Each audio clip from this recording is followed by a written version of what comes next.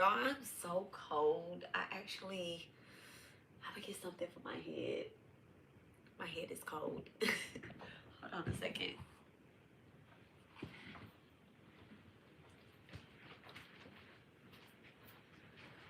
You come.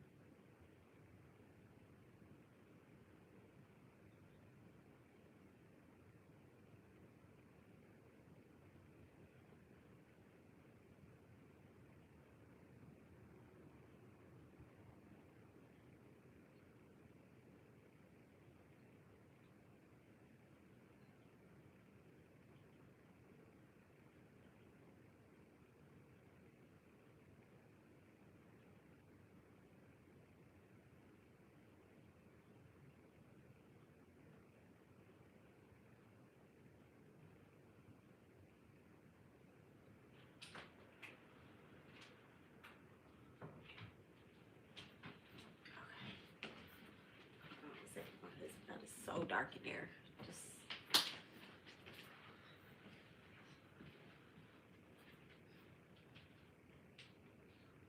guys, guys. What are you doing? I know you're in there. What are you doing? Okay.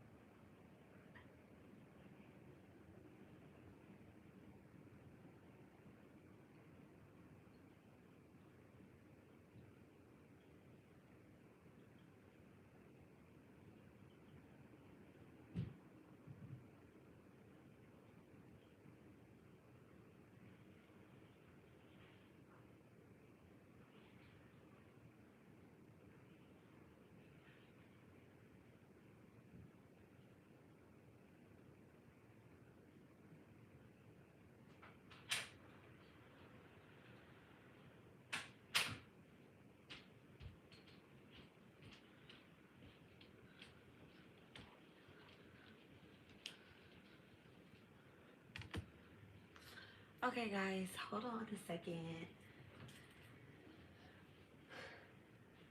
It's cold and my head is super chilly.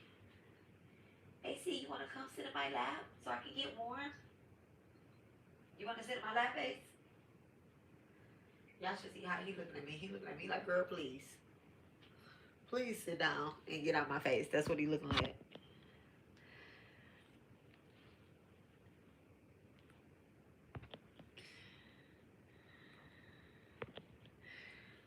I can tell you already gonna be annoying. Let me just hide you from the channel. Blocked.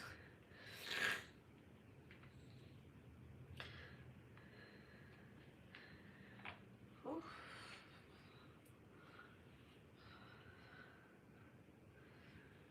It's cold. I tried to drink some tea to warm me up. It did nothing. I'm gonna cut this air down.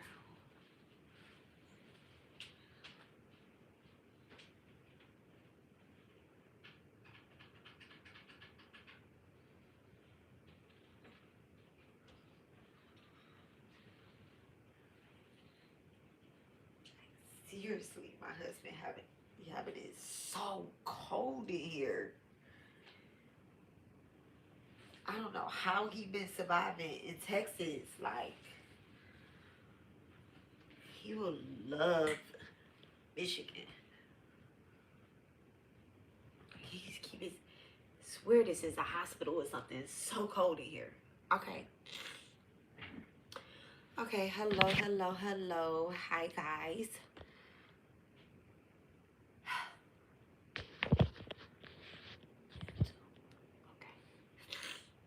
Okay, hi guys. Welcome to Jupiter Occult. It's a cult. Listen, whenever I'm talking to past lives and stuff, it's a cult time. Okay.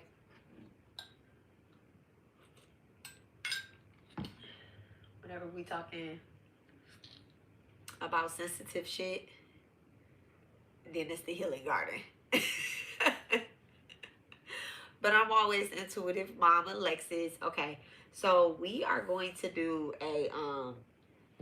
we're gonna do a past life reading, okay? And we are going to talk about soul purpose and everything, right?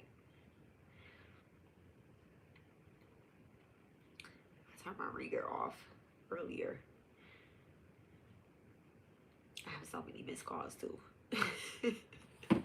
I turned my reader off like way earlier. All right. So I am on my iPad. So unfortunately, you guys aren't going to be able to see the cards, but I am going to like show y'all the cards and stuff like that. So you can know. I don't want to use the word hate, but I did order something that is supposed to hold. Oh, y'all. I can't even see it. Okay. I ordered something that is supposed to hold my iPad, but yeah, no, it just still holds the phone. And so, I've been,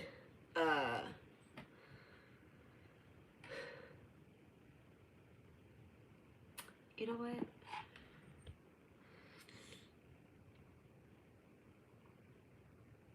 Let me see something.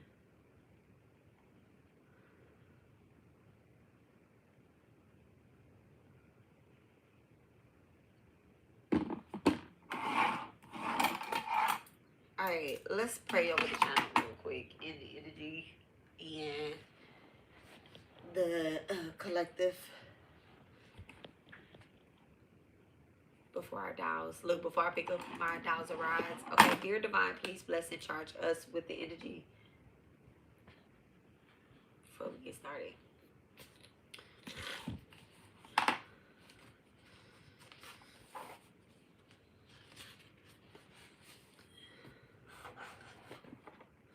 All right, dear divine, please bless and charge us with the energy to bring a balance to our complete being, physically, emotionally, mentally, spiritually, financially. Everything that is above is below. Everything that is misconstrued, misunderstood is figured out with divine and spirit through our ancestors, our higher vibrational selves, and our divine light. Okay, by spirit, by blood, by the divine right, our path is sealed. Our power is the light. Enemies fall and blessings remain. Our eternal bloodline is unbroken.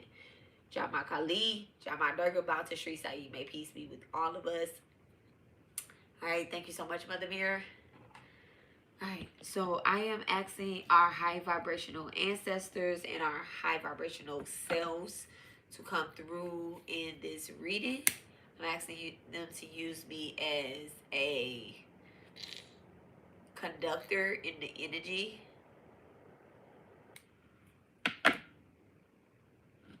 And only things and messages of the light may pass through me so that we can resolve anything that is lingering. And for us. Hello.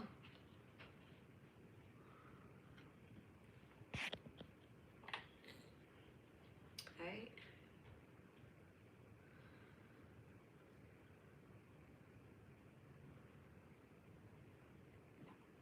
Alright, so we are burning rosemary. Are we burning rosemary? Yes, we are burning rosemary. I have been burning rosemary for the last couple lives, actually last couple weeks or whatnot. We're also going to burn frankincense as well too. The spirits always love frankincense. Alright. Dear Divine, please bless and charge me with the energy. Do I have permission to douse tonight? Thank you so much. Alright. Back to center. Let me just ask a question.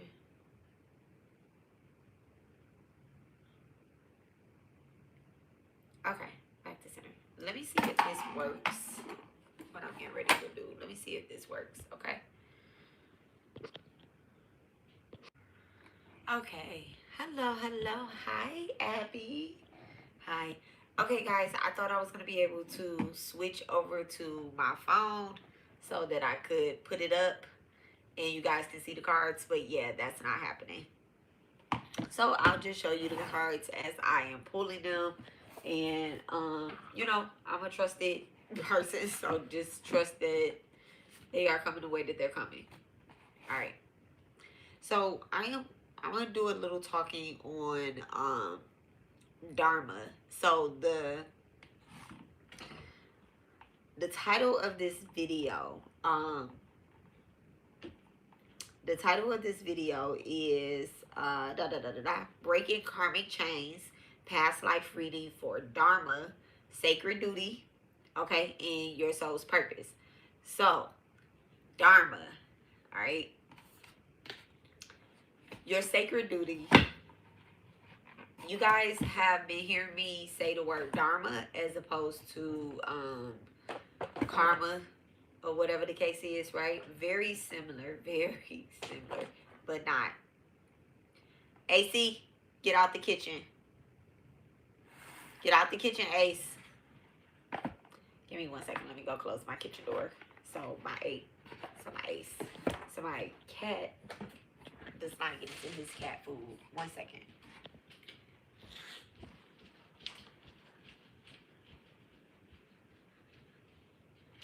Out the kitchen. No, out. Out.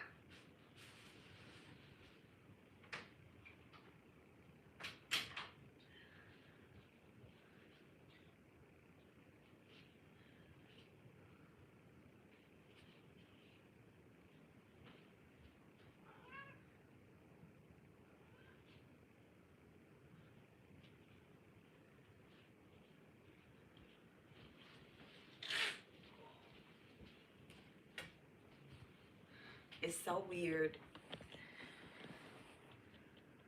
I feel like it's something missing off of my altar. I don't know. It feels empty somewhere. It's weird.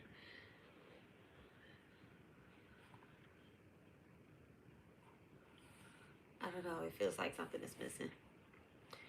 Okay.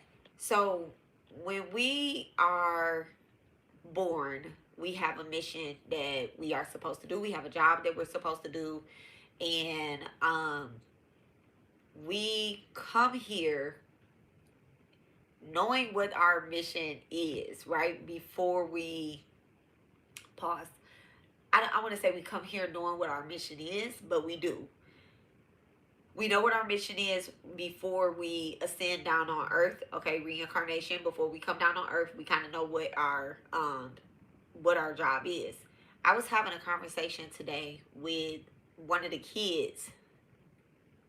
Y'all, it's so crazy. At the bottom of this deck is the death card, and then there's the temperance energy, right? The devil and the Son of Wands, okay, which is the Prince of Wands. All right, so I was talking to a kid today. He had to be about 16, 17 years old, and he asked me, he was like, can I ask you something about, he asked me about it maybe a couple Mondays ago. On Mondays, I usually have my head covered at work, and I have my bendu on, and which is a little red dot right here, right, to protect my third eye more on Monday, right? And so he was asking me if he could ask me questions about my religion, right? And so I was like, yeah. Like, what do you need to know? So he asked me if what did I think about Western religion, I guess? And I was like, what is that? Like, what is Western? What is Eastern? What is any of that stuff, right? I don't know what that stuff is. And so he was telling me what type of Christian he was and what he believed in. And I was like, okay. Now, I don't get into judging people for what any of their religion is. He's a boy. And so and even if he was an old man, I still wouldn't judge him, because however you get back to God, I don't care, just get back there, right? And so it's crazy, because in a conversation, y'all, I woke up this morning with a dream, right? I woke up this morning with a dream, but I'm not going to get off subject yet. I'm going to tell y'all about the dream too. I'm not going to get off subject. But in the conversation, I mentioned something about karma, and I mentioned something about duty. And he asked me if, one of the questions he asked, Ace, I'm going to beat you. I'm going to hurt you. You hear me? Yeah, you hear me.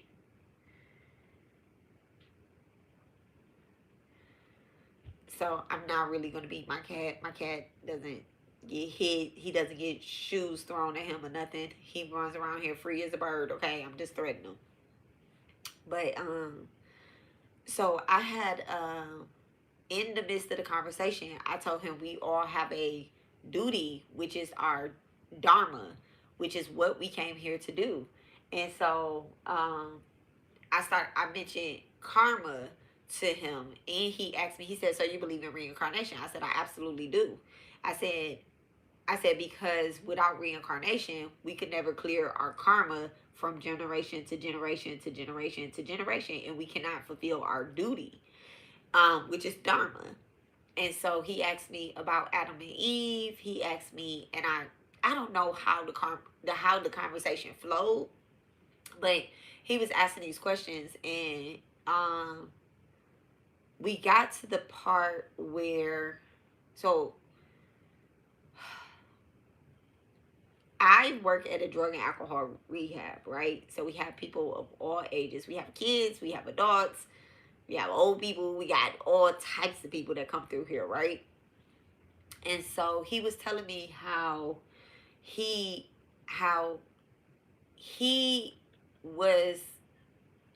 drunk, but it skipped a generation. Now, in the midst of having a conversation with him, I told him, I said, he asked me if I believed in hell. I said, I believe that hell is I believe that in the way my mind, the way my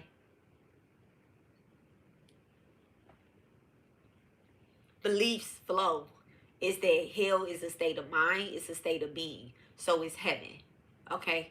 And so, I do believe that every sin, and guys, this book right here, it's called Sacred Contracts. This book right here, this really helps you understand your purpose and your contract that you agree to.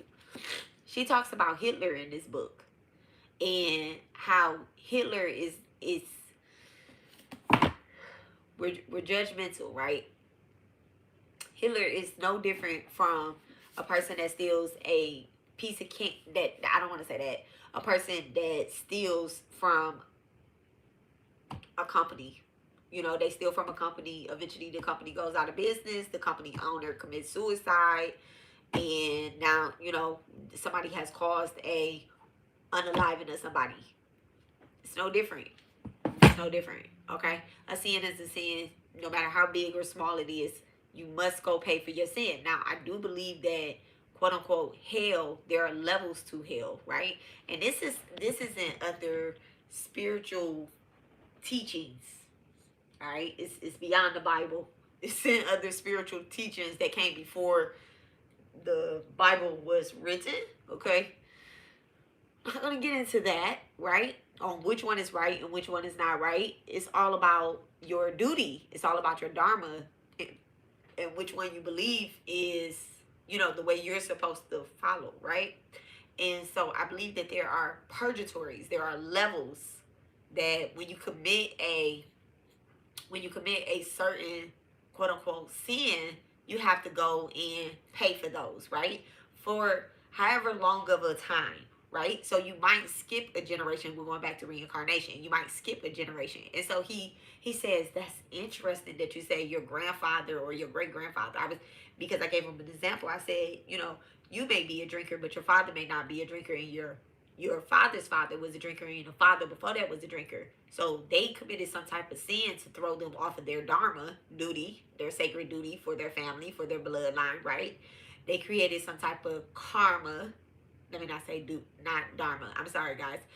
They created some type of karma that threw their bloodline off. So now you're reincarnated, and you are, technically, we are ancestors. I told you guys this when I was telling y'all about that bloodline seal that I came up. That me and spirit presented to you guys. Okay, ego. That me and spirit presented to you guys on how to seal your bloodline. Okay, so that we can go back. Okay, and we can clear this karma from generations and generations behind us, right? And so I was telling him that, your grandfather or your great-grandfather might be alcoholics, but your father wasn't.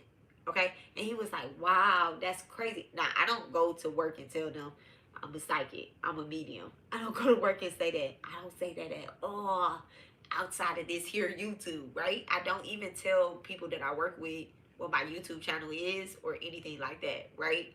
I don't. Because half the time when I pull up to work late, I'm on YouTube, okay? So I'm definitely not going to tell them that. 1 second, guys.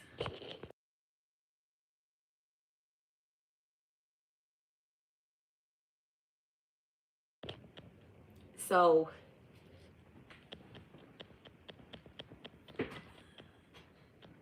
don't get in my candle box.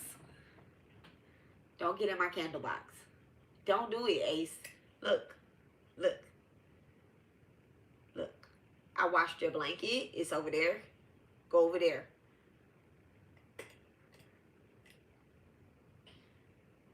You know what? I'm going to spray you with some rose water.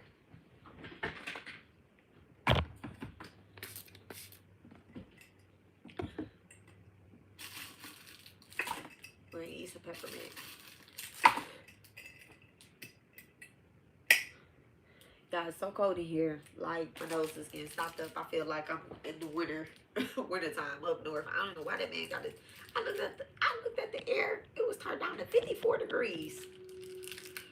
I messed around and told him, I said, oh, the light bill went down. I said the light bill went down. You was like, oh, I don't know how that happened, but so silly. So, I don't know why I ate that peppermint.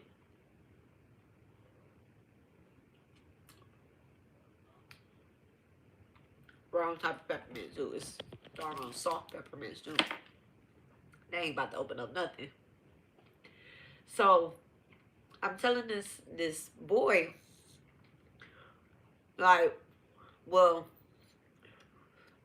we have to do our duty, our dharma, because after, after your grandfather or your father, I mean not father, after your grandfather or great grandfather who were alcoholics, after they spent some certain amount of time, because who knows what they did when they were drinkers. They could have been abusive. They could have neglected their paying their bills. They could have, who knows what they did when those spirits were attached to them. And alcohol is a lustful sin. Okay? It's a lustful sin to be drinking alcohol, spirits. Okay? You're allowing spirits to come into your body and to possess your soul ultimately, right? And so, which prevents you from doing your duty. All right? And so I told him, I said, who knows, after some time, your great grandfather had to spend some time in purgatory, aka what someone who, just wants to use a different word would say is hell, right? And then they reincarnate onto this earth, and then boom, you're born back into the same bloodline. And now you're getting tempted because your mind is telling you, like, I like this, I want this, and you're getting tempted. But after you spend some time in heaven or in hell, right? You go with God. You go with big dog God, and he embraces you and he takes you under his grace, and he tells you, and I'm saying he, but spirit is an energy. You go up under this energy, and then you get another contract, another sacred contract. And it's saying, I'm going to put you back on earth. I'm going to put you back in this family, but you have a different job. Now you need to go be the son of my son, aka you're going to be my grandchild. You need to go be the son of my son, or you need to be the daughter of my daughter or my son, and I need you to help them build up our bloodline, keep our bloodline sacred, keep our inheritance in our family. Go back and do what my duty was, because we are our ancestors, right? Hold on a second.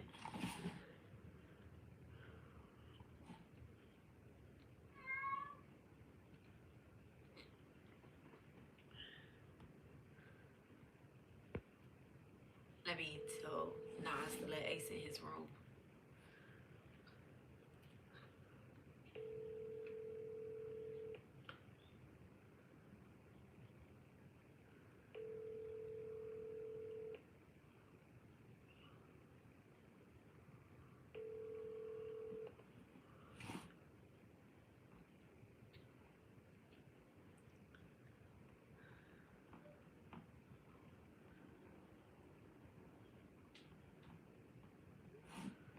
Come here, AC. Come here. Come over here. Come on.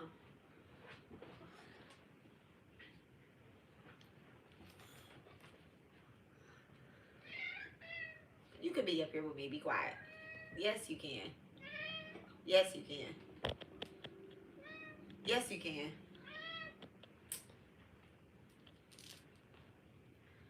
Okay.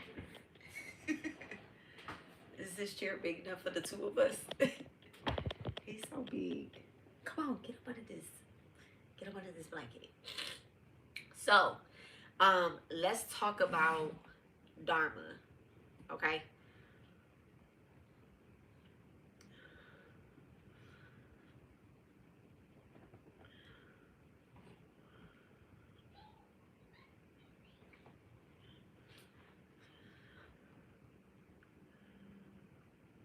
Okay, so what is Dharma? Dharma is Dharma is a word that comes from the root dar, D-H-R, right? To uphold or to sustain. It refers to the cosmic law, duty, righteousness that upholds both the universe and an individual's life. In simpler terms, the universal Dharma, the eternal truth or order that sustains creation, compassion, truth, justice, harmony with nature. Personal Dharma, your unique duty or path in this lifetime based on your nature, your role in the stage of life. For example, a teacher's Dharma is to teach. A warrior's Dharma is to protect. A parent's Dharma is to care for their children. Okay? So we all have a duty. Okay? Dharma is not just rules, it is living in alignment with truth, divine order, and one's sole purpose. Alright? So, guys, this book right here, the Bhagavad Gita, right? It totally talks about Dharma, one's Dharma. Okay? And some of the teachings that are in it is how to do your duty without attachment to the results. If you have any attachment to the results, you create karma. Okay? So let me tell you, I'm going to sneeze. Hold on one second.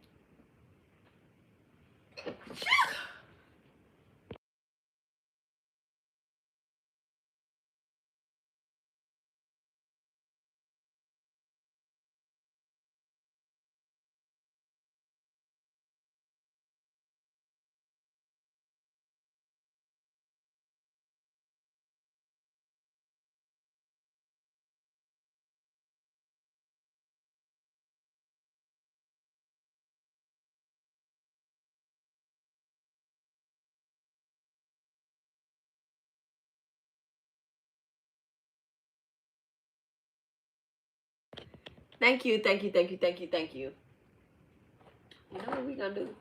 We're gonna take some allergy medicine.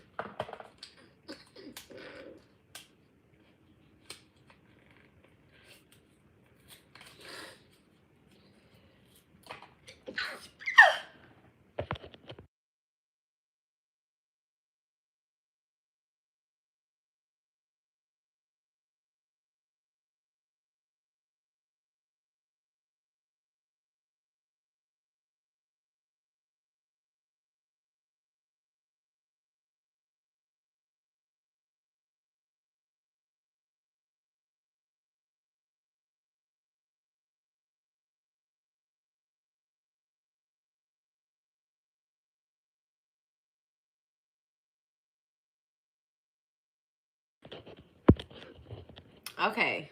Sorry guys. The allergies is alive at 5. Alright?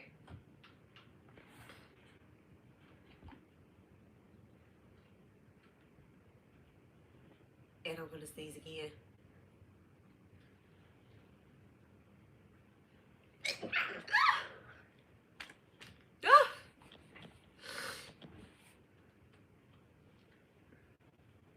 It's cold. And I'm trying to teach something and it's cold. Okay.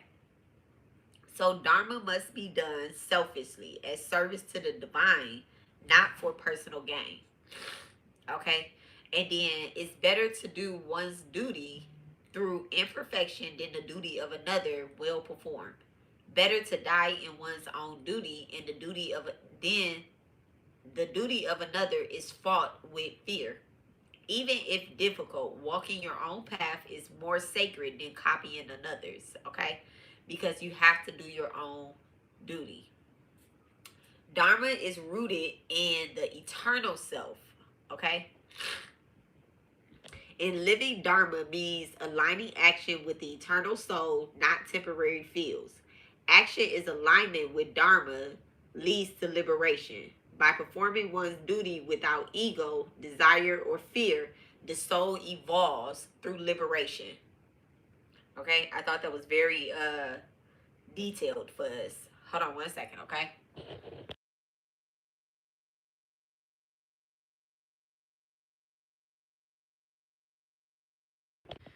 You have to forgive me, but or don't forgive me. It doesn't matter. Y'all gonna get this lesson regardless, okay?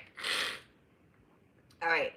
Now, I'm gonna talk about karma, okay? Because I always say clear your own karma. In order to clear your own karma, you must be doing your sacred duty. You must be doing your own job. Your own job, not the job of anybody else's. Okay? So over here in Jupiter Occult at the Healing Garden, with Intuitive Mom, I'm always going to tell y'all, do your own shit. Okay? Do your own shit. I can show you the rituals. I can give you all of the sigils. I can show you how to do it, but you actually have to do it yourself. It doesn't matter, like even when I do the collective rituals, you have to apply your own faith to it, because this cat is tripping. Because if you don't, it's not going to work for you. Okay? All right? And even if you don't, even if, like, let's say for example, right?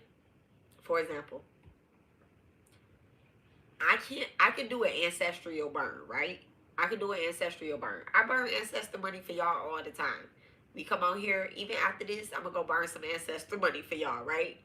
I'm going to, because y'all ancestors are gonna come through and they're gonna talk. I already feel them through. They're gonna talk. They're gonna give us messages in the reading, right? I'm gonna go burn ancestral money. But if you don't put out any libations ever for your ancestors, when they come through here, they're gonna talk shit, but then they're not gonna do anything for you.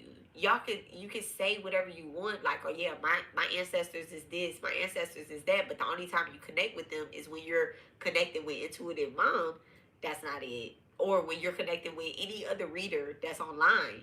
All you do is watch tarot readings. All you do is watch these readings online. You're not doing your duty. You don't have to do it perfect. You can go get a glass of water. You can go get some Monopoly money. You can go get there is, I don't know where it is, but it just reading could be something ancestral. Just reading the Bible. You have a grandma that likes to read. You have a mother that this is her favorite book to read. This was my mom's favorite, whatever, her favorite food. I'm putting out some oatmeal cookies for my grandma. I'm putting out just something small. It doesn't have to be perfect. It's better for you to do it yourself than rely on me or any other spiritualist to do it for you. I'm telling you, you be giving away you give away your inheritance to these spiritualists.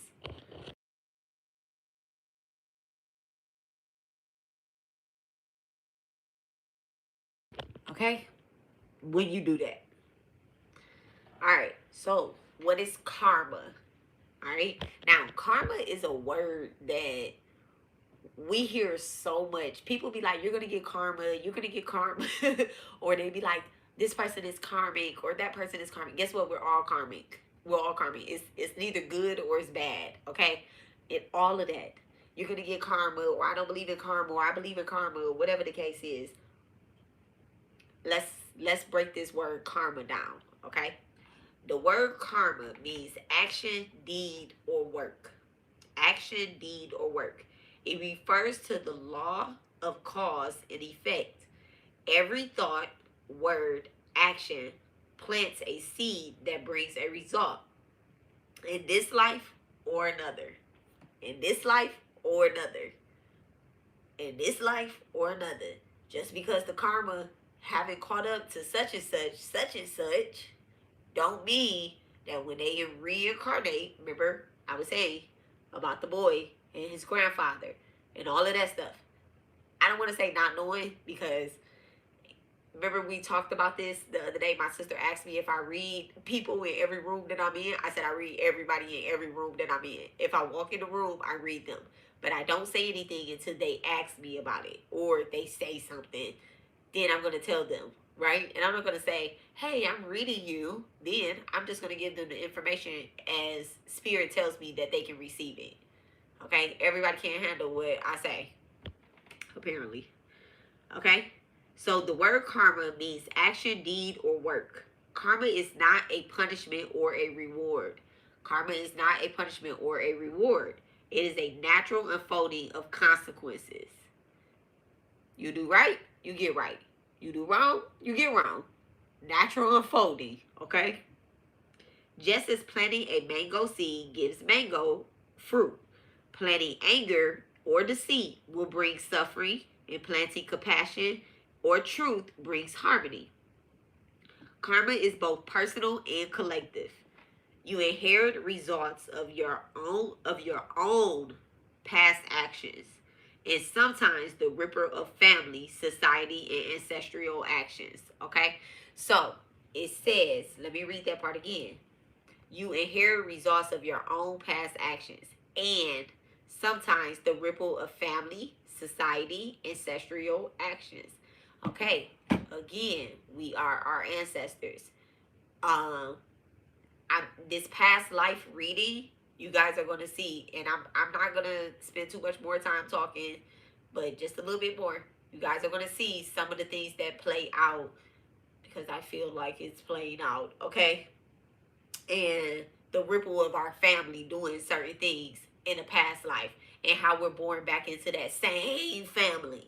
Okay, and here we are as, whoever we're showing up as. I will get to that because you could be showing up as the I don't know.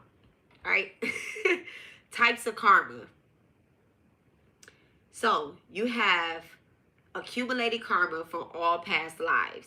Okay, the storehouse, basically. Accumulated karma from all past lives.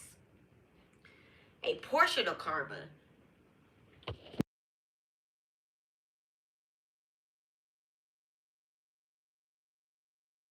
like how a portion of karma currently bearing fruit in this life, while you're born in while you were born in certain circumstances, aka these allergies right now. Why am I born in these certain circumstances? Why am I born in the United States? Why was I born in poverty? Why was I born into a family that gave me up for adoption? Why am I born into why am I the only girl in a family that doesn't have children? Why did my mother pass? Why did my husband leave me? Why did my partner pass away at a young age? Why did I lose my children at a young age? These are circumstances. Why do I overwork? Why do I feel dedicated to my coworkers as opposed to my whole family? You get what I'm saying? So these are certain circumstances. Why? So these are the current bearing fruits in this life. Okay? Then you have new karma. I just didn't mute at that point. Okay? You have new karma you're creating now, which will shape your future. Okay? Anything you're doing right now is going to shape your future. But this is why I tell you guys, seal your bloodline and create and listen, clear your own karma, seal your bloodline, and create a new future for your kids, okay? For the generations in front of you. Even if you don't have kids, what if you're a teacher? Okay, what if you're a teacher, you don't have any kids? What if you are a speaker, you don't have any kids? You know who came up a couple days ago? Tracy Ellis Ross. Tracy Ellis Ross. I was talking to one of my coworkers about Tracy Ellis Ross, and what is her name? Is her name Maya? No, her name might not be Maya. I don't know. It's one of the singers that never had children, and then it's also Tracy Ellis Ross. And we were talking about her, and she was like, "It must be really lonely not to have any children or a husband or anything like that." I was like, "This woman is leaving behind a legacy." You know how many people look up to her? That's Diana Ross's daughter. Okay, I mean, she's more than just Diana Ross's daughter. She's an actor. She is a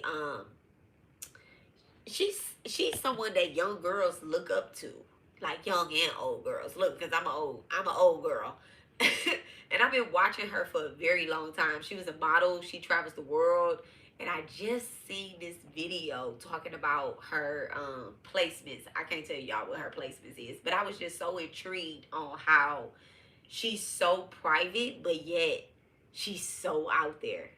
You get what I'm saying? And she's leaving behind such a great legacy that I feel as if she was born to help the people that are around her. Her children are her fans. Okay? It just wasn't made for her. Next lifetime she'll have a boatload of kids, okay? And I doubt if she's lonely, okay? She's close to God, very close to God, okay? So, another form of karma is the actions in motion being performed right now. And that ties into what I'm saying about Tracy Ellis Ross. The actions in motion being performed right now. What is it that you're doing right now at this second? Okay? And all of these different types of karma, they tie into each other. Okay? So, karma is linked with duty. Action is unavoidable. No one can remain without action, even for a moment. Everyone is forced to act by their nature. Life itself is karma. Even breathing is a action. Do action without attachment, which is karma yoga. Okay? You have the right to perform your duty, but you are never entitled to the fruits of action. When you release attachment to results, karma becomes purifying instead of binding. Okay? Offer all karma to the divine. Offer all karma to God. Every action to God. Okay?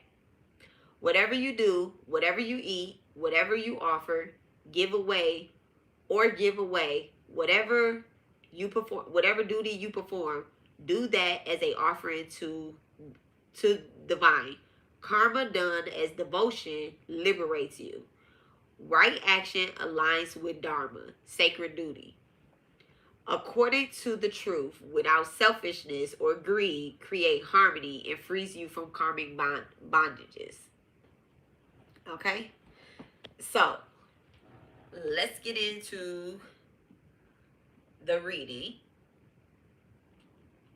All right, let's get into the reading. So, in this reading, we are going to uncover, we have 5 questions, and I'm going to break down each one of those questions. All right? Who you were in a past life and what lessons followed you here. The karmic oath or contract still binding your path. All right? Because before we transition down here on this earth, we did take on a contract. Y'all, read this book. Read this book. If y'all can't read this book, find it on the internet and get a summary of it or something. I don't know, sacred contract, but everybody took on a contract. Before you came down here, you were sitting in an office meeting and you said, okay, I'm going to go down there. I'm going to be a teacher. I'm going to be a 3rd grade teacher and I'm going to help these students, right? Your spirit team gathered. They told you something. This is about to sound a little fucked up about what I'm about to say. It's about to sound a little fucked up, but this is how life works, okay? This is how life works. Everything is preordained. Am I about to say this? Okay. They want me to have some grace, right? Even evil is preordained, right? This popped in my head. It sounds crazy. It's not martyr energy. It's not, I don't promote this, any type of violence or anything like that. I think that anybody that does this is 1101 too. I feel like anybody that, there's consequences and repercussions to everything that you do. But this sounds fucked up. Let's say that somebody, there's been school unalivings that have been happening, right? I'm going to keep this YouTube friendly. I don't know how I can keep this YouTube friendly because this is fucked up. But listen to what I'm about to say. There have been school unalivings, right? Now, everything it's a play.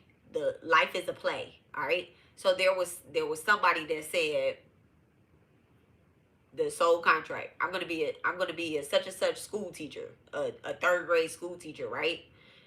They set amongst their spirit team, right? And they said, all right, you're gonna be a 3rd grade school teacher, but your 10th year in to being a 3rd grade school teacher, something is going to happen at that school. You're going to be present. And in order to protect your children in that classroom, in order to protect these children in this classroom, you might not make it out. Okay? And boom, it happens. You're thinking, why would somebody take on that type of contract? In order to protect those children in that classroom, they took on that contract. Okay? Everybody has different roles in their contract. And that person that took on that role, they come back. They come back. They go with God. They understand their role. They're not angry. They're not upset. They come back. They've done their duty. Now they have a different contract to fulfill. And they start over from being a baby. They took on another contract. So this is how a soul reincarnates multiple times. Far as I know, I think I have been a human 108 times, right? A human 108 times. I know some of the contracts based off of my Akashic records, okay? We do Akashic records readings around here. Based off my Akashic records and based off of some of the past life regression readings that I've done, I've seen multiple lifetimes. Some of them I wasn't so good in. Some of them I'm like, it ended too soon. And I just was saying today, like, there's a lifetime that I absolutely felt free. That's when your girl was predicting the weather, okay? I absolutely felt free. But I was doing nothing, okay? I was doing nothing. I had no enemies, none of that. I just was on a little bicycle. All right? But then there's other contracts where should be happening. All right, so let's get started with the reading. All right. Well, I was telling y'all what all we're going to talk about. Okay, okay, so the other one is the karmic oath or contract still binding you on this path that you're on right now. Okay? And then 3, why spiritual connections feel blocked in this lifetime. So some people may be like, okay, I don't feel as close to my ancestors. I keep wanting to set up an ancestor altar, but I'm not able to set up an ancestor altar. I can't meditate. Why am I not able to meditate? I want to connect with this deity, but I can't find the right connection, or I don't feel as if they're speaking to me. I don't even feel authentic when I meditate or when I'm praying to this particular God or this particular deity or spiritual figure. Why is those contracts, why is those connections blocked this lifetime? All right, that's definitely for someone. And then 4, what your ancestors and deities are trying to remind you of. And then 5, the key to breaking karmic chains and reclaiming your duty. All right. So I am definitely going to start off with a Kali Oracle. All right. So thank you so much, Divine. All right. All right. Dharma Kali. Ooh.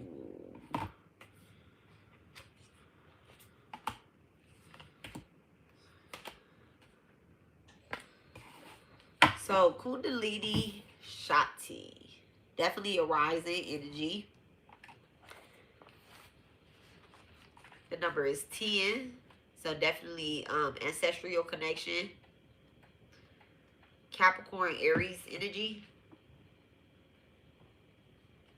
So it says, here is a rising consciousness that evokes instability within, clearing the inner pathways for higher consciousness, right on time, to manifest. Inner disturbance and instability brought by the Kundalini Shakti is now obscuring grace. Internal disorder is a necessary step towards divine reorganization.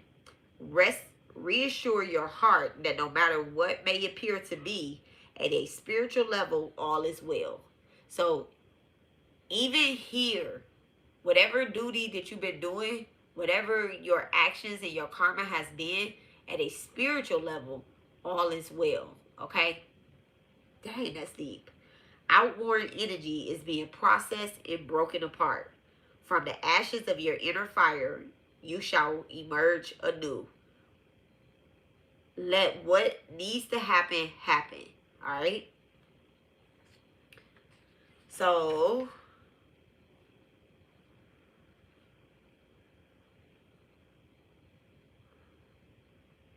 all right. So let me jump to it. So the oracle of the Kundalini Shakti indicates creativity and healing on every level. It also indicates a time when matters of a relationship are significant for your soul's growth. Turning it into turning into the masculine and the feminine energy in your soul will help you balance leading and receiving, directing and allowing, pursuit and presence, both in your outerly world life and your inner spiritual life. Trust your heart and don't be hesitant to lead on unfamiliar territories with boundaries tempted by patience. You will become capable of many things on many levels that you are not capable of accomplishing previously. A new way is being signified. Absolutely. A new way is being signified. I love that.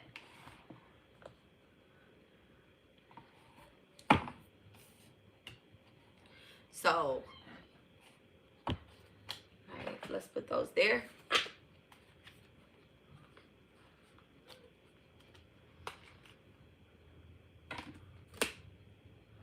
All right, 1 second.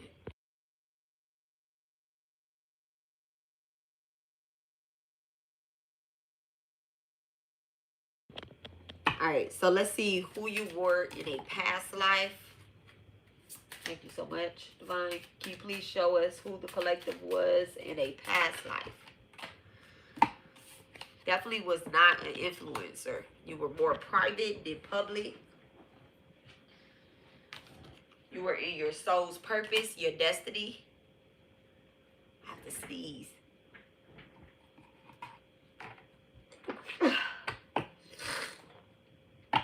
You may have gotten separated from your family.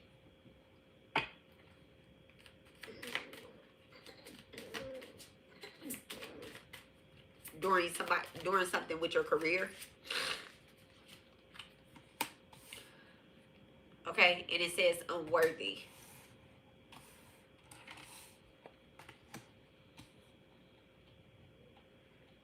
It's so crazy. Okay, so in a past life, you may have definitely felt as if, you know, you were more focused on your career, okay, on your job. I don't want to say your career, but on your job. But something that you were doing, you didn't feel as if it was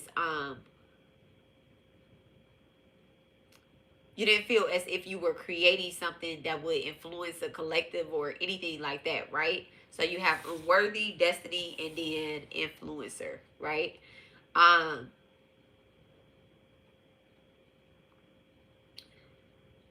this plays into your roles now. This definitely plays into your roles now because you feel stuck in your path, in your destiny, right? You feel stuck on your journey. You feel as if, everything that you create is only for you. It's not for you to share to a collective or something like that, right?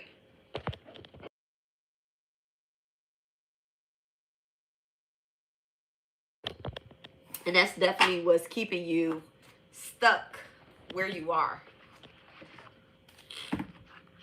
with the things that you do. Someone could just be working like I don't want to say like a regular 9 to 5 job, because every job is for some reason.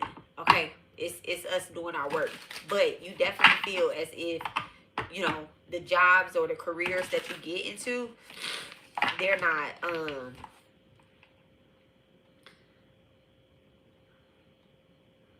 not this big thing. Okay, they're not this big.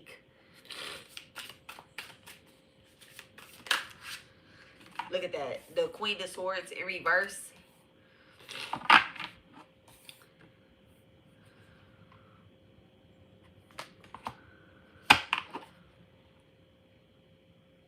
I feel as if you're being very, I want to say I feel, but like spirit feels as if you're being very harsh on yourself. You've been very harsh on yourself. Like as if you don't matter. Okay, the job that you're doing, it doesn't matter. The things that you're trying to attain, it doesn't matter. Maybe you feel torn between um your job and then your everyday life.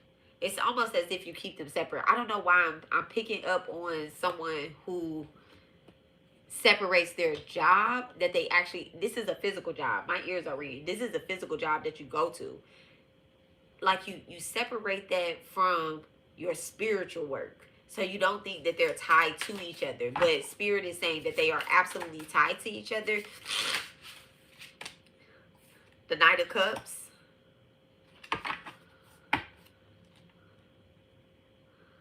You could be someone who is an advocate at your job, and then you do a lot of spiritual work.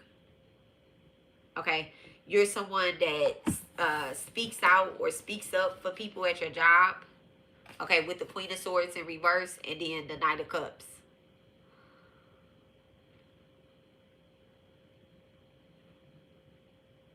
This is a part of your, okay, so in a past life, right? In a past life, you could have been the boss. You could have been a boss. But in this particular life, you're the worker. Okay, you're the one that's putting in all of the work. Unworthy, destiny, and then influencer in reverse. So in a past life, you started off at the top, and in this life, you're someone that's starting down at the bottom but have to build their way up, and you don't feel as if, you know, you're worthy or you're influencing people, and then also like you're not moving up. The Knight of Cups with the Queen of Swords in reverse. What's influencer in reverse? What's influencer in reverse? There's something that you're missing here. Look, the Lovers in reverse, and then the Chariot. Okay, it's almost as if the job that you do on a day-to-day, your duty, your dharma that you do on a day-to-day, you don't take that and move forward. You remain where you are. So let's say you've been at a job for 5 years, right? You've been at a job for 5 years, but you're just the worker there. You're supposed to start applying yourself for other positions within the same company. You're supposed to apply yourself for positions within the same company, because in a past life, this could be the same company. Let's say you worked at a company that's been around for 100 years, or maybe even 50 years, and you're very fairly young, right? This is a job that probably you had an accident on or something, or you know, they're in connection with something else that you used to do. This is the competitor that put your business out and caused some type of suicide or some type of, you know, karma. Now you come back and you're actually working for that company, and you're noticing like, well, this isn't necessarily a bad company or whatever, okay? Because you have unworthy upright, right? It isn't a bad company, but they don't treat their workers like how you were treating your workers in the past. So you come back into this company, you come back into this family. All right, we tapping into family. Let me get over with that unworthiness and that destiny. Thank you so much. Is this family Is this family influence? Thank you so much, Shivani. Is this family influence? The Hermit. No, it's not. This is about yourself. This is about yourself. This is the Hermit in reverse. It's the Hermit in reverse, right? And this is telling me that no, this is more so about yourself. This is about loneliness. This is something that in the past you've always in a past life you've always put your career first. This is why you weren't born the boss in this lifetime. Thank you so much, Divine. This is why you weren't born the boss in this lifetime. It's because in the past you put yourself first. You were never at home. You was never there for dinners and stuff like that. By you working a set schedule right now, this feels very duty-like, but it really feels more so like a job. By you working a set schedule or whatnot, this is why you're able to go home, okay? So you're supposed to create a different life, all right? Thank you so much, Divine. You have the Lovers in reverse. This has been hard for you to accept. You're also someone that may be very much so single, okay? Strong Gemini energy, Gemini, Virgo energy, Mercury energy going here.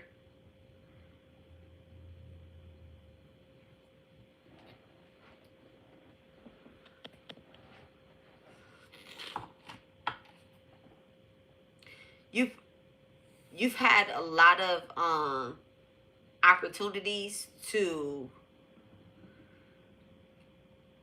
advance in your career, and they haven't worked out for you. They haven't worked out for you because that's not what you're supposed to focus on right now. Okay.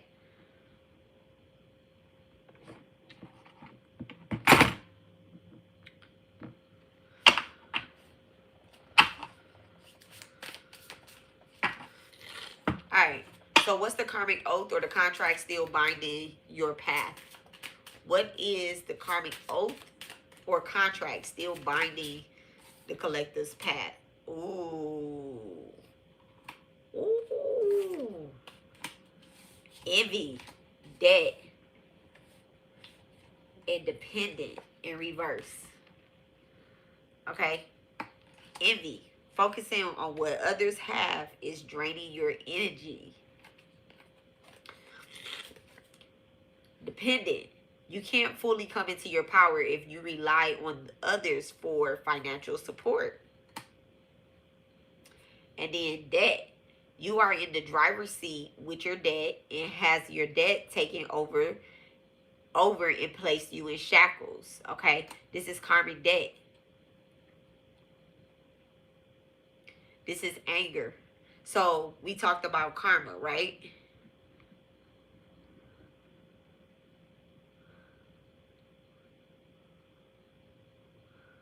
Let me see. Let me see. Let me see. Where is that anger?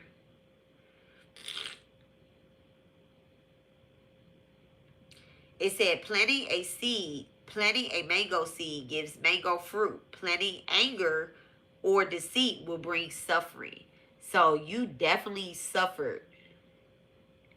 And this is what's binding you to the contract, your current contract that you're in right now. What it is that you're doing right now. What your duty consists of. Okay? You're supposed to clear that anger. You have to clear that anger. All right? The karmic oath or contract still binding you on your path. You're depending on your anger. Someone could be very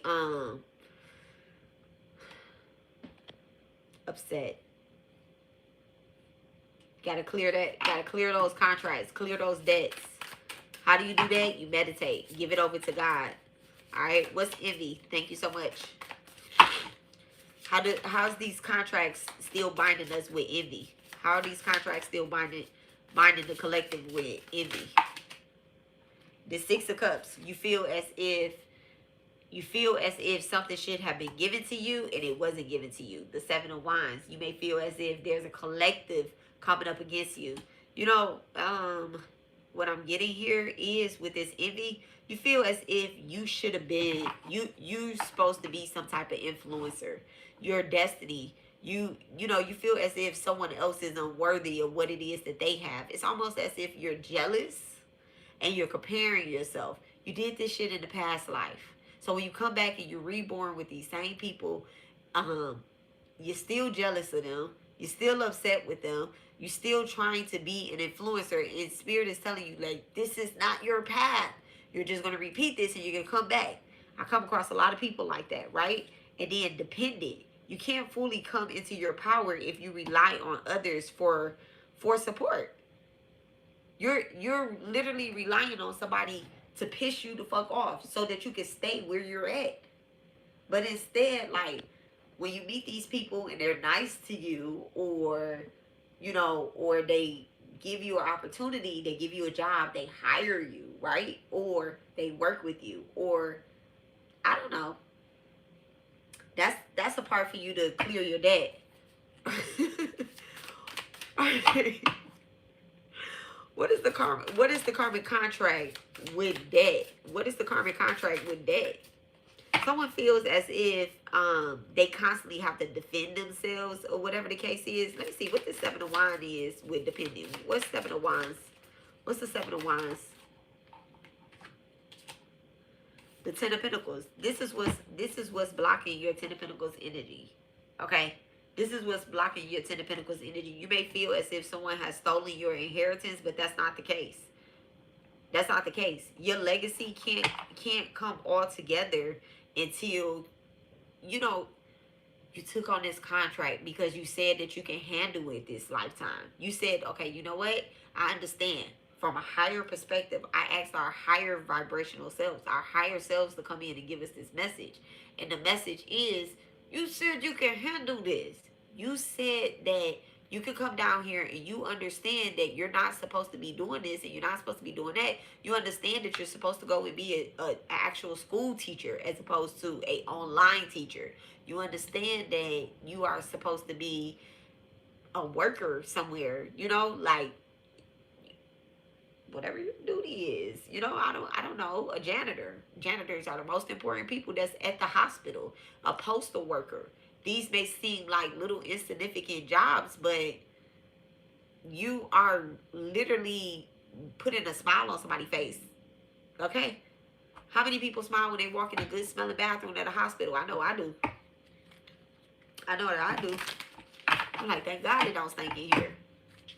Okay? Thank God I don't catch anything, or I have never been sick working at the hospital the last 15 years that I'm there. You're supposed to go be a CNA. You're supposed to go be a PNC. You're supposed to be cooking. Okay? Everybody has a job in their timeline. It doesn't mean just because you've done something for y'all. I worked as a CNA. I worked as a CNA for God knows how many years. Okay, right on time. It's 11:23 too.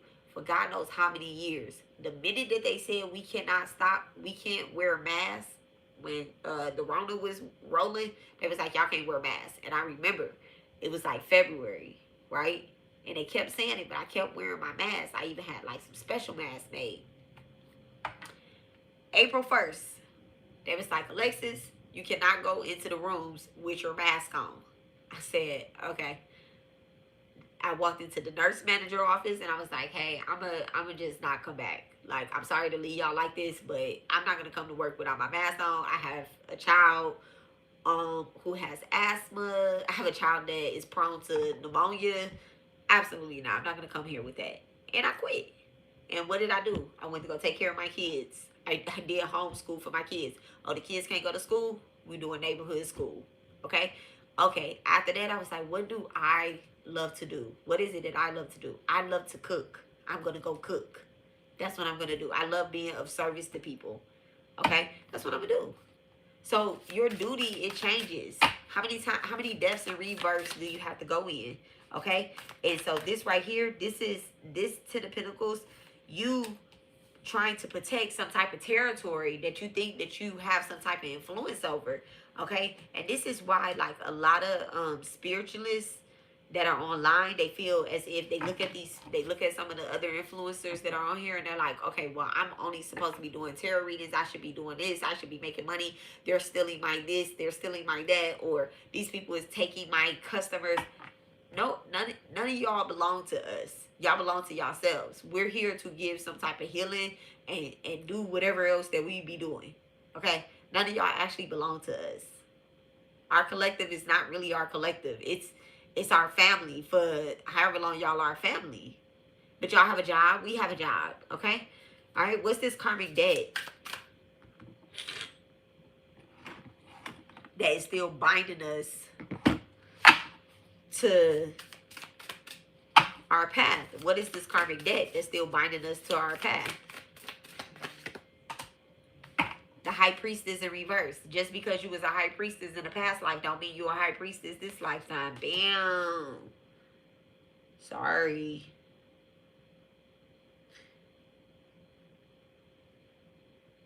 You're still a high priestess. Okay? But there's some confusion in your role. There's some confusion in your role.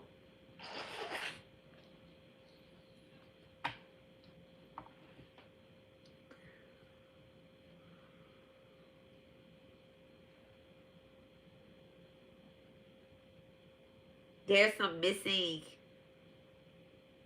It's almost as if this contract that you took on, you realized that you had a past life. Okay, so debt follows us, right? It follows us.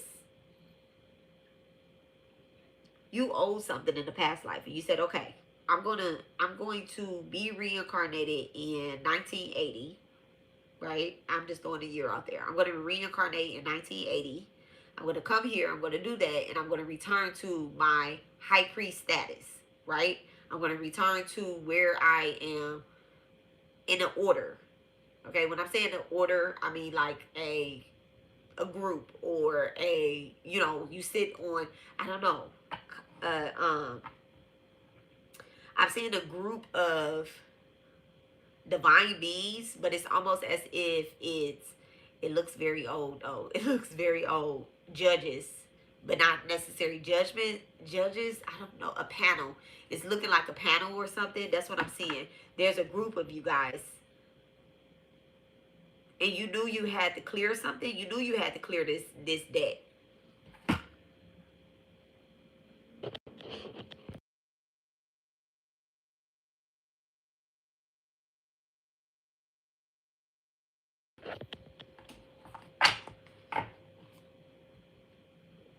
In order for your bloodlines, your family, your ancestors to receive their inheritance, you knew that you would have to transition down here.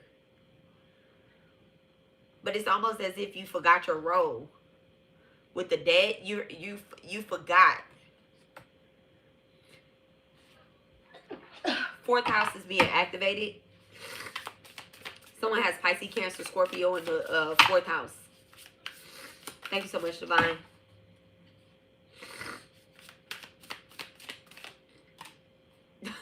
The King of Swords.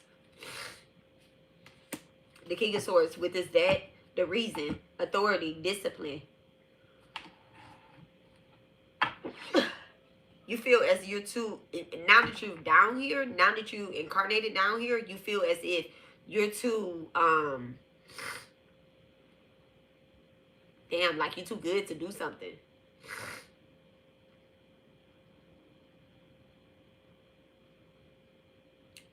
You remember who you were in a past life, right? But you're forgetting some key points to it. So someone has done some type of past life regression or has some type of past life reading done.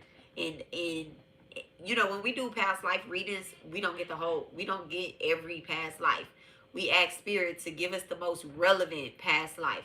This is the most relevant past life, but that doesn't mean that you have all the keys and everything, right? In my community tab, I'm going to put a video to help you guys pull your Akashic records, okay? To help you meditate to pull your Akashic records.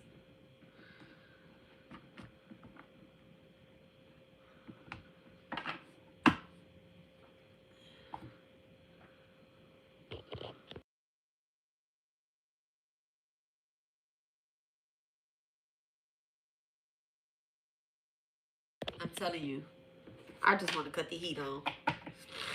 I'm about to pull my heated blanket out. Okay, so why spiritual connections feel blocked in this lifetime? Why does spiritual connections feel blocked? Ooh. The fear of failure in reverse. So you have no fear of failure. You keep saying, if I'm not going to fail. I don't accept failure. I never failed.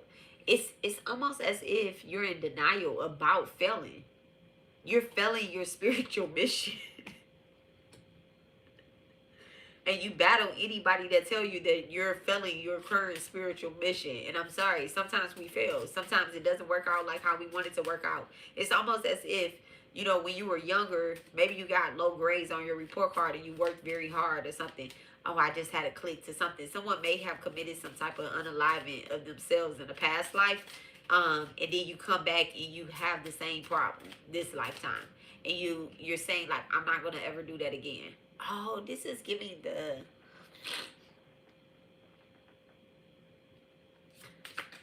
Do you guys know... Do y'all know the story of Sati? Which is... So, Shiva, he married Sati, right? And her father did not accept Shiva, right? And she self-annihilated herself into fire, right? And then when she was born again, right? When she was born again, she was poverty. Okay, she was poverty. But in reality, you know, she's Shiva Shakti.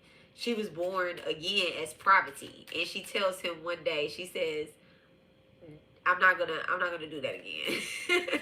I have a job to do. I'm not gonna do that again. All right. So the fear of failure. The fear of failure. So that's why spiritual connections feel blocked this lifetime. All right. Why does spiritual connections feel blocked in this lifetime for the collective? We have the fear of failure in reverse. Why does spiritual connections feel blocked this lifetime? Obligations. That's coming out in reverse. It landed on my lap like this. It's actually coming out in reverse. So it says you have some prior contracts or commitments that still need to be fulfilled. Exactly what we're saying. You have prior contracts. You have prior contracts that still need to be fulfilled before you can completely move on to your next stage of your journey. Right on time. Okay, the fear of failure can be very crippling, especially when it comes from you, even trying. So I feel as if someone may not be trying. And if you are, maybe you need to change what it is that you're doing, because that trying is not working. And that's why the spiritual connections are blocked, because maybe you're not tied to spirit as you see forth, but we'll pull cards further into it. Okay. Okay, thank you so much, Divine. Can you give me one more card on why the spiritual connection feels blocked this lifetime for the collective? Counselor in reverse. Okay.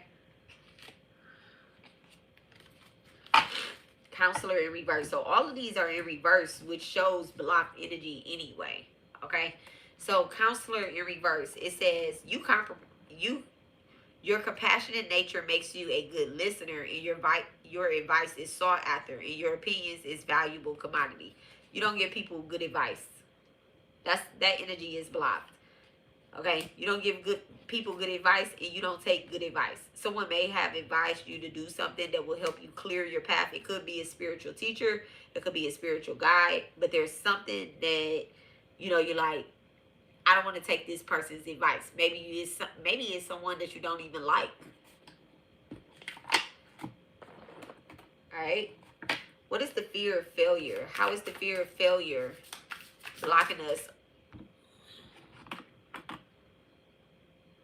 Maybe I tell you, I need this to stay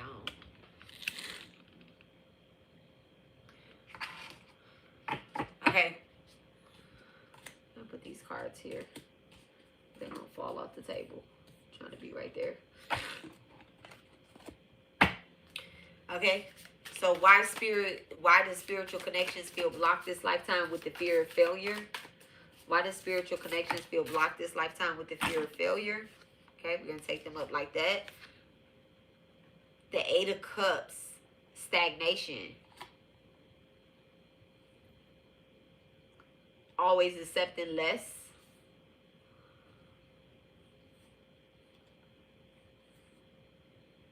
And then the Five of Pentacles.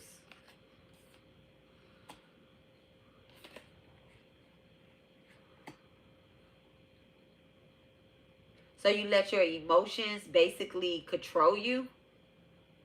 They block your grounding, okay?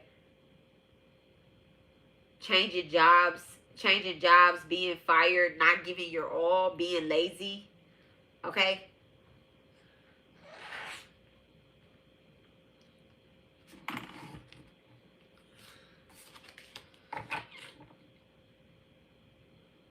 You haven't brought divine fully into, you know, because if you are a high priestess in a past life, right? And then you have the Ten of Pentacles. This is the high priestess with the Ten of Pentacles, right? This is bringing God. This is bringing God into every connection you have. This is bringing divine into every connection you have. This is bringing your ancestors to every connection.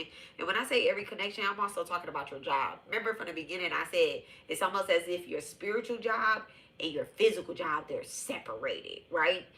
What you came here to do, it could be to work your way up a food ladder at work. you know, up a corporate ladder. I don't want to say a food ladder, but up a corporate ladder. And in order to work your way up that corporate ladder, you have to have some type of faith in yourself. Okay, you have to have some type of faith in the people that's around you, that's praying and hoping that they can stay and that they get that job. And you're somebody that is probably just handed down to. You know, you just lucked up. You went to school. You have it. You get what I'm saying? And you're supposed to be helping out a community, Five of Pentacles, but you just don't. You abandon people. You know, you abandon people. You walk away. You look out for yourself only. Okay, the Eight of Cups with the Five of Pentacles. You look out for yourself. When you should be saying yes, you're saying no. When you should be saying no, you're saying yes.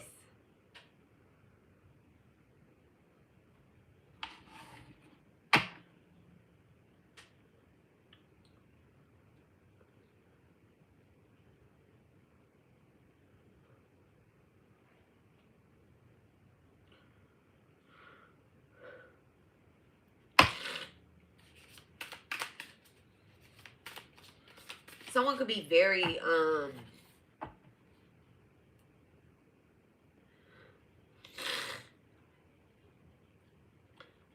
your blockages come in the form of financial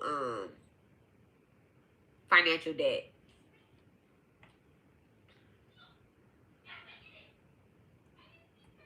All right, what are obligations in reverse? You have some prior contracts or commitments that still need to be fulfilled. All right, obligations in reverse. What is obligations in reverse when it comes to the connections that are blocked in this lifetime? What is obligations in reverse? What is it that we are obligated to do that the divine is advising us that we're not doing?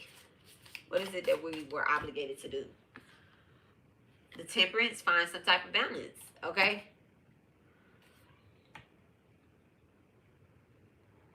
Someone could be and there go with the finance thing.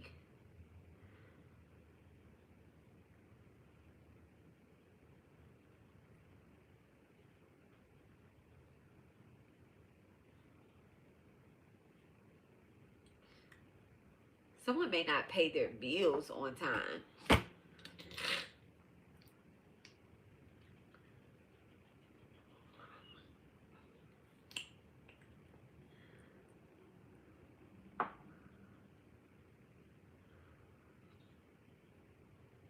There's a lot of anger built up as well, too.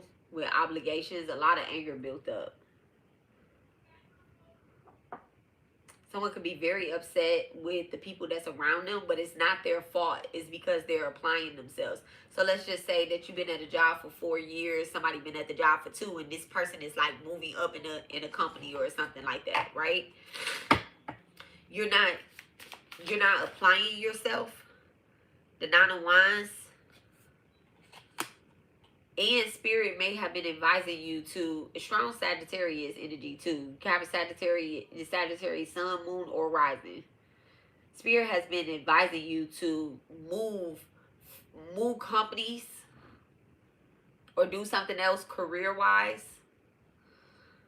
This really feels like a past life turning into like a career obligation, like what your job is. Okay, this has a lot to do. Your duty this lifetime, your Dharma this lifetime, the contract that you took on, it has a lot to do with your actual physical work.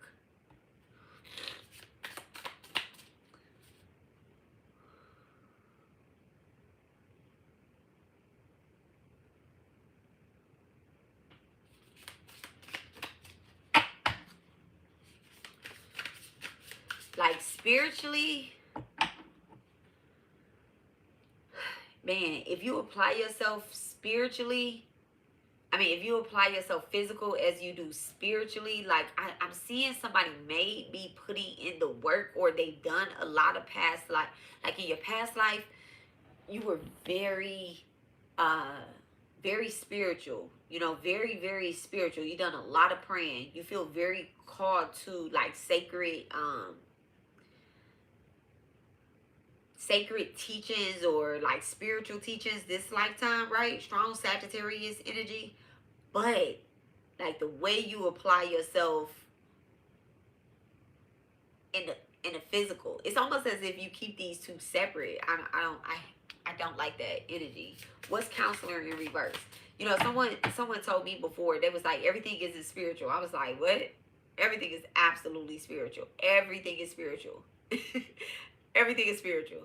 Okay? I'm surrounded by witches and warlocks. Everything is spiritual. What are you talking about? I don't care if these people say that they don't. I don't care if these people say they don't practice or whatnot. I know what they done in the past life. I see it. I know what they're doing in this lifetime. I know what people incarnate to do. Okay? What's counselor? What's counselor? Everything is spiritual around you. That's what you have to know. Look at that. The death card in reverse. The fear of change, repeating, negative patterns, resistant change, stagnation, a decoy. Someone was sent here to throw you off. Whoever this counselor is in reverse, like I said, you could be taking bad advice or you could be giving bad advice. Someone was here as a decoy to throw you off. It could be a Scorpio, strong Scorpio energy that they're telling you like, you know,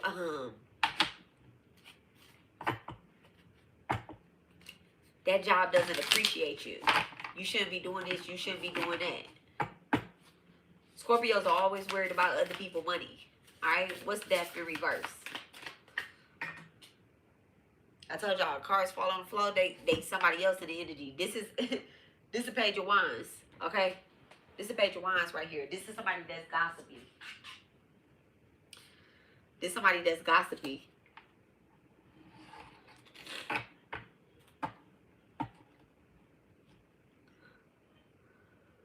Someone could be putting the idea in your head like,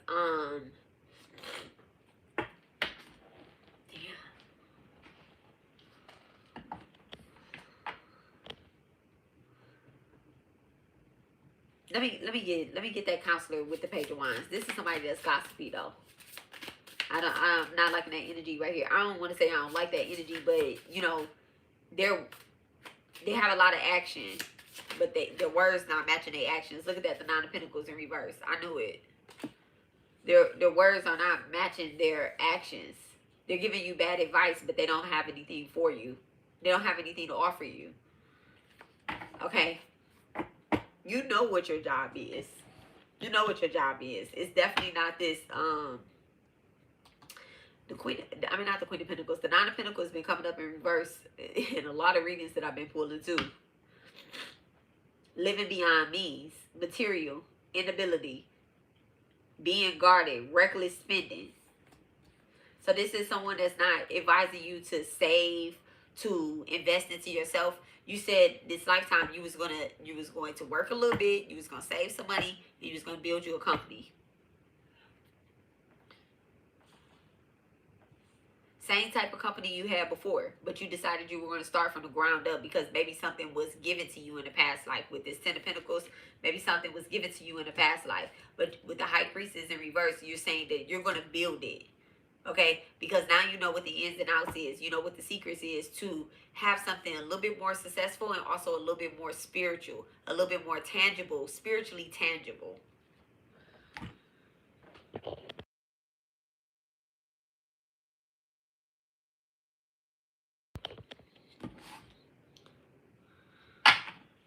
This is definitely why spiritual blocks, while you feel spiritual blocks in this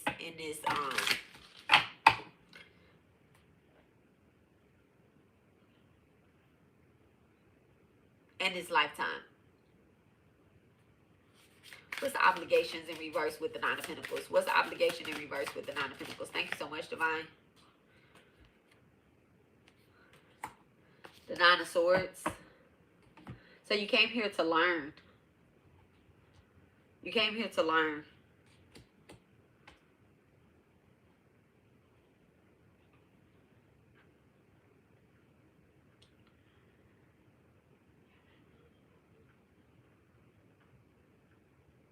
You might have a lot of anxiety.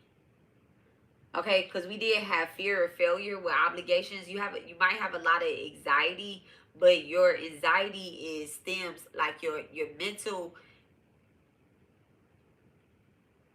mental chaos. It stems from past life failures. okay? And you kind of brought that energy in. But this is why we start in our South Node energy and then we move into our North Node energy, okay? Someone definitely could have like a Aquarius, Libra, Gemini, South Node. All right, thank you so much, Divine. What's this Nine of Swords energy? What's the Nine of Swords in reverse? Thank you so much.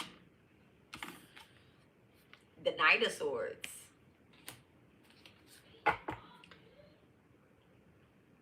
So you have to be more daring, ambitious, not so much a perfectionist, but just know whatever it is. Remember what the card said? Where's the book? Where's the Cali book? Number 10.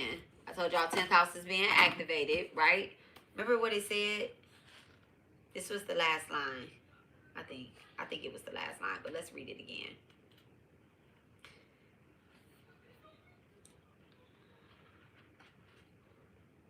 Second to last line. It says, you will become capable of many things on many levels that you were not capable of accomplishing previously. A new way is signified, okay? And it says, trust your heart and don't be hesitant to lead into unfamiliar territory with boldness tempered by patience. You will become capable of many things on many levels that you were not able to accomplish previously. A new way is being signified, okay? So your worldly life and your inner spiritual life. Okay, thank you so much, Spirit, for reminding us. Okay, what your ancestor duties, what your ancestors and deities are trying to remind you. Okay, what is it that our ancestors and our deities are trying to remind us? Are trying to remind the collective, okay? Thank you so much. Empowerment. Okay, it says, are you ready to fully step into your power and accept all responsibility that comes? Okay, this came out in reverse, so this energy feels blocked again. It feels as if you're not listening to your ancestors or your deities. Someone may say, I don't even follow deities. I don't even know who my deities are. I've never had a deity reading. Okay, they've been sending you hints. They've been sending you clues. Or some of you guys don't even work with your ancestors. What we talk about from the beginning. Do a little something.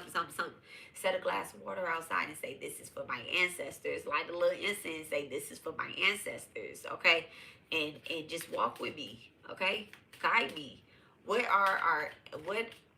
is the collective and what is the collective ancestors and deities trying to remind them? Financial freedom in reverse. You have an inheritance that's just waiting on you. When you are financially free, your lack of money no longer defines the limitations of your life. Someone feels as if they have to work as hard as they do because they don't have the money that they need. 10 of Pentacles with this High Priestess energy. You lost the faith. You don't believe in God. You believe in the man. You believe in the man. In order for you to be successful, one has to go to work. You need to have some faith. That sounds crazy, but that does not mean go quit your job. That's not what God wants you to do. God wants you to do your job, okay? And then passive income. The best money is made while you sleep. That's in reverse, okay? It's not. You don't sleep on yourself, okay? Someone needs to do their research before they invest into something because it could be a bad investment because you didn't even do research. You just say, okay, well, this is what majority people are doing, so I'm going to do that too. You have to do your job, not something else that's been good for somebody else.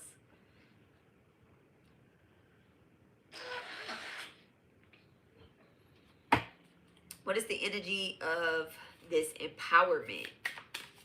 Okay, that our ancestors and our deities are trying to remind us, okay? What is the energy of empowerment in reverse? What is the energy? How do we turn this energy around, Divine? How do we turn empowerment around?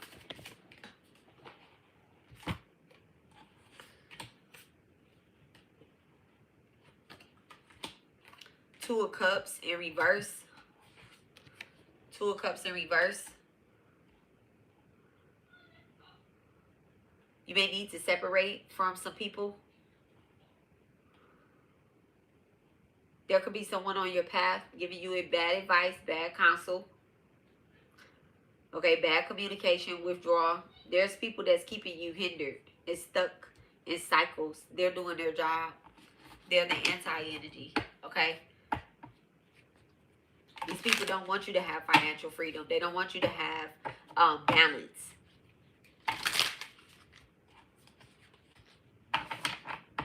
This could be family. This could be a lover of some sort. But there's something that's going on where this person don't have nothing to offer you. Physically, mentally, or spiritually. Alright, what's financial freedom in reverse? When you are financially free, your lack of money no longer defines the limitations of your life. Look at that. The judgment, self-evaluation, awakening, a renewal period, focusing back on your purpose. It's something that you love to do. It's something that you used to say, this is what I'm going to do. This is how I'm going to find my freedom. The crown chakra is your ancestors, right? The crown chakra. There's something that clicked and you say, yes, I love to do that. Let's say you like to crochet, right? You're somebody that really knows how to crochet. You make the best looking hats, gloves, socks, whatever, bras, whatever. You could crochet a whole car. You get what I'm saying? If this is what you love to do it. Create it. You get what I'm saying? And be ready for a new beginning, for people to see what it is that you're creating, whatever it may be. Be ready for people to see that, because that's what's going to bring you financial freedom. Don't be embarrassed by what it is that you're doing. Okay? Passive income in reverse. There's, you know, you have to do your duty first before you can have that passive income. Now, Spirit is saying that, because I said no first, but Spirit is saying, who are you to say not? Okay? Spirit is saying that those little things that you want to do, those little things that you want to create, those little things that that you want to have, all you have to do is start doing them. And I'm going to lead people to you. Okay? Thank you so much, Divine. This is something that your ancestors may have done as well. Someone's mother or either grandmother did this. Look at that, the Sun card. They were very successful at it. It may be someone in your family that passed long before you even knew. Yeah, it's so crazy that I think my grandmother used to be a cook. I never knew her, never met her. She was unalive long before I was here. But she died and she got killed in her restaurant. Okay? And that's something that I want. And I always say that, you know, I'm a reincarnation of my grandmother. And I'm gonna have, but I have to make sure that my relationship is stable, that I don't have any extraness, that nobody's gonna pop up at my restaurant and unalive me. Okay, so I have to clear my karma. I had to clear my karma. But in the meantime, I'm working at somebody else's establishment, right? Okay, what's the Sun card? So that's just an example for you guys. All right, the Moon card in reverse. Definitely clearing the karma. Definitely clearing the karma. Okay, getting rid of those fears, those anxieties, these past life things that keep us hindering. This is what your ancestors is saying. Like, all secrets are going to end up coming out. That's what that High Priestess in reverse was. All secrets, all misunderstandings, those are going to be cleared. Those are going to be cleared. But you don't worry about that. You don't worry about that. They're taking care of that. What is the ancestors in... give me 1 second. I'm going to pull a different card because I brought out a deck. And I was like, why did I bring this deck out?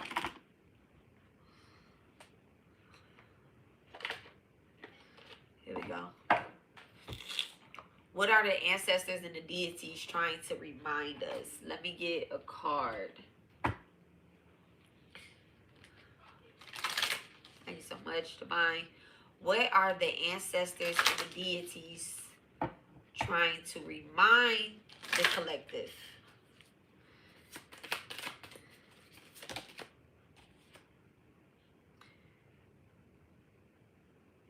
calcination,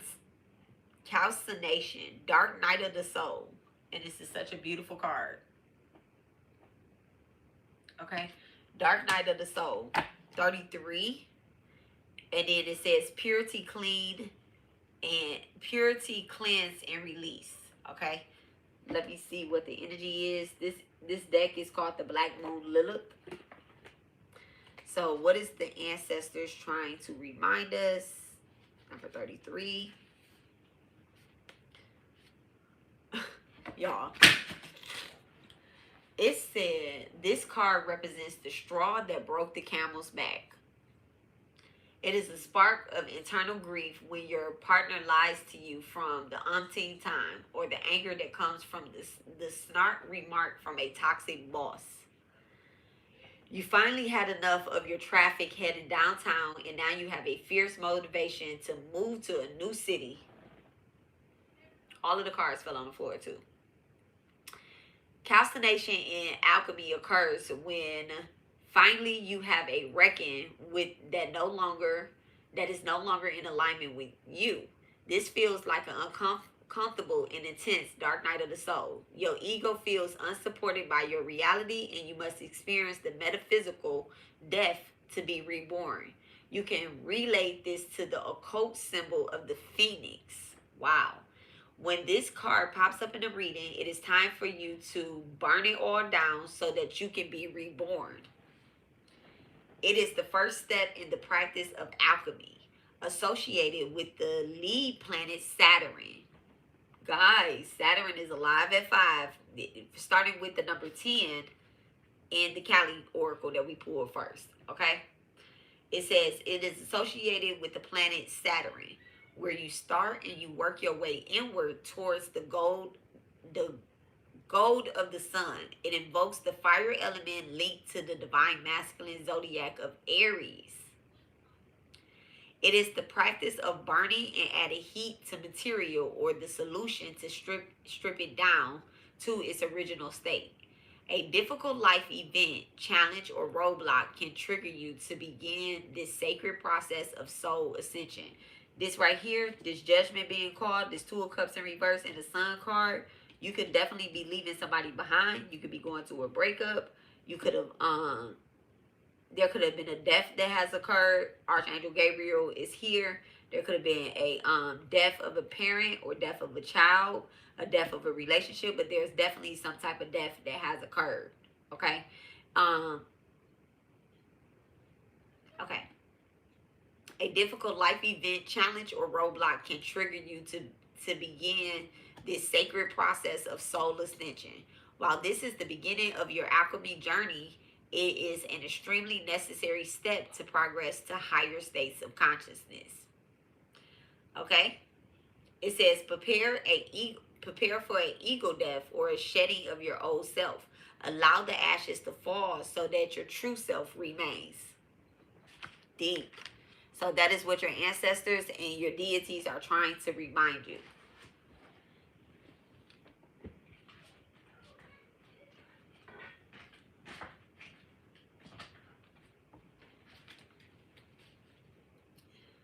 All right. All right, last question. The key to breaking karmic chains and reclaiming your duty. Okay? What is the key? Thank you so much, Divine. What is the key to breaking karmic chains and reclaiming one's duty? Be a boss in your life. Take control of your job. Take control of what it is you're supposed to do. Do not focus on what anybody else is doing. Don't focus on what anybody else is doing. Confirmation. Okay? It says, gone are the days of answering to anyone. Your destiny is in your own hands now. And destiny was one of the first cards that came out. And it says, you do not have to influence anybody. You don't have to lead by example. Just know that the ones that are supposed to see you, they're going to see you. And it's God. That's the only one that you should worry about, who has eyes on you. Fulfill your duty and be unattached to the actions, to the fruits of your labor. Okay? Do not think you're unworthy. Don't think that. All right. What is the, all right, thank you so much, Divine. What is the keys to breaking karmic chains and reclaiming one's sacred duty? Conditioning. And it says, have you accepted the limits placed into you by your upbringing or your social conditioning? Have you accepted these limits? You say, okay, well, I remember when we talked about karma, and it's about the conditions on where you've been born at. All right, it's saying that, well, I was born in the United States. I don't have free education. We don't have free education here. I don't know who said that, but we don't have free education.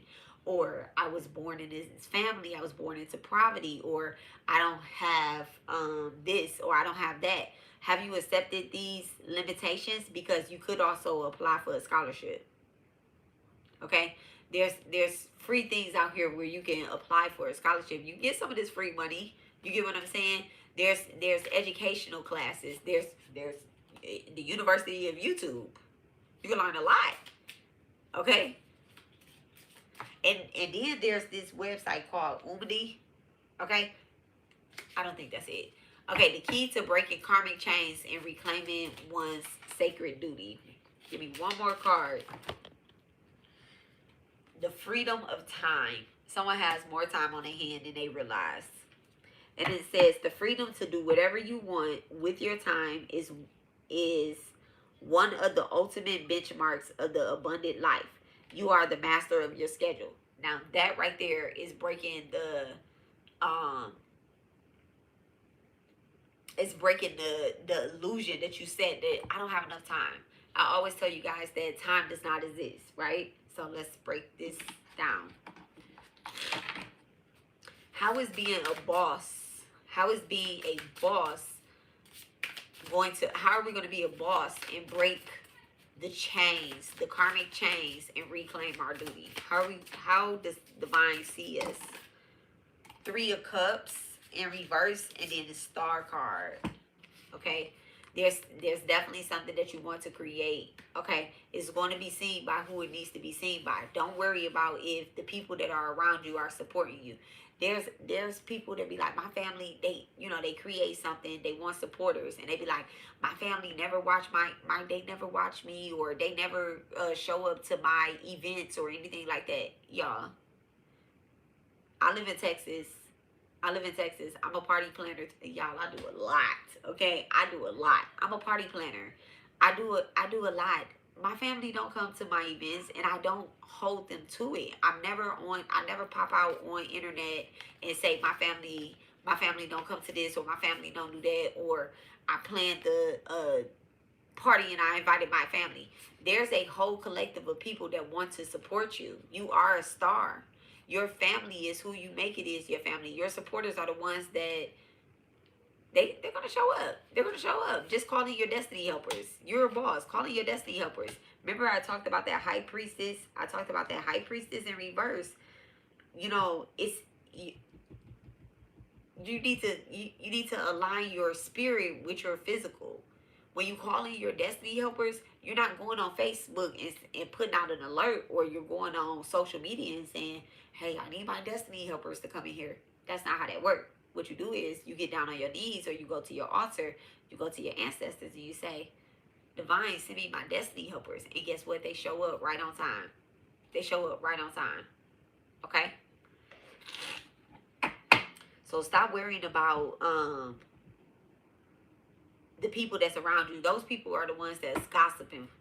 You know, those people are the ones that's gossiping and all that stuff about you when you got your back turned, because they felt obligated to support you.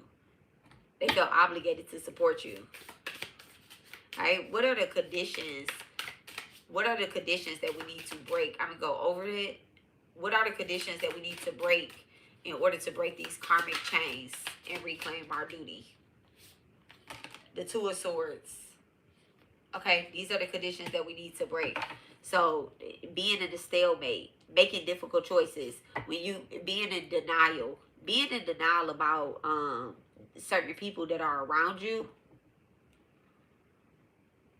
And then also being in denial about the information that you have received, even in this reading. What are the conditions um that we need to reclaim? What are the conditions that we need to reclaim? Thank you so much with the star card. What are the conditions that we need to reclaim? What are the conditions? Ooh, look at that. The Ace of Cups. That divine is providing for you. Okay? Divine. God. That you have financial opportunities out there. That you are creative. That your intuition is influenced by divine. By your past life. By the work that you put in your past life. It has nothing to do with what you're doing right now. Because, baby, you sleep on yourself. Like, at the end of the day, you're definitely sleep on yourself. With the Ace of Cups coming in.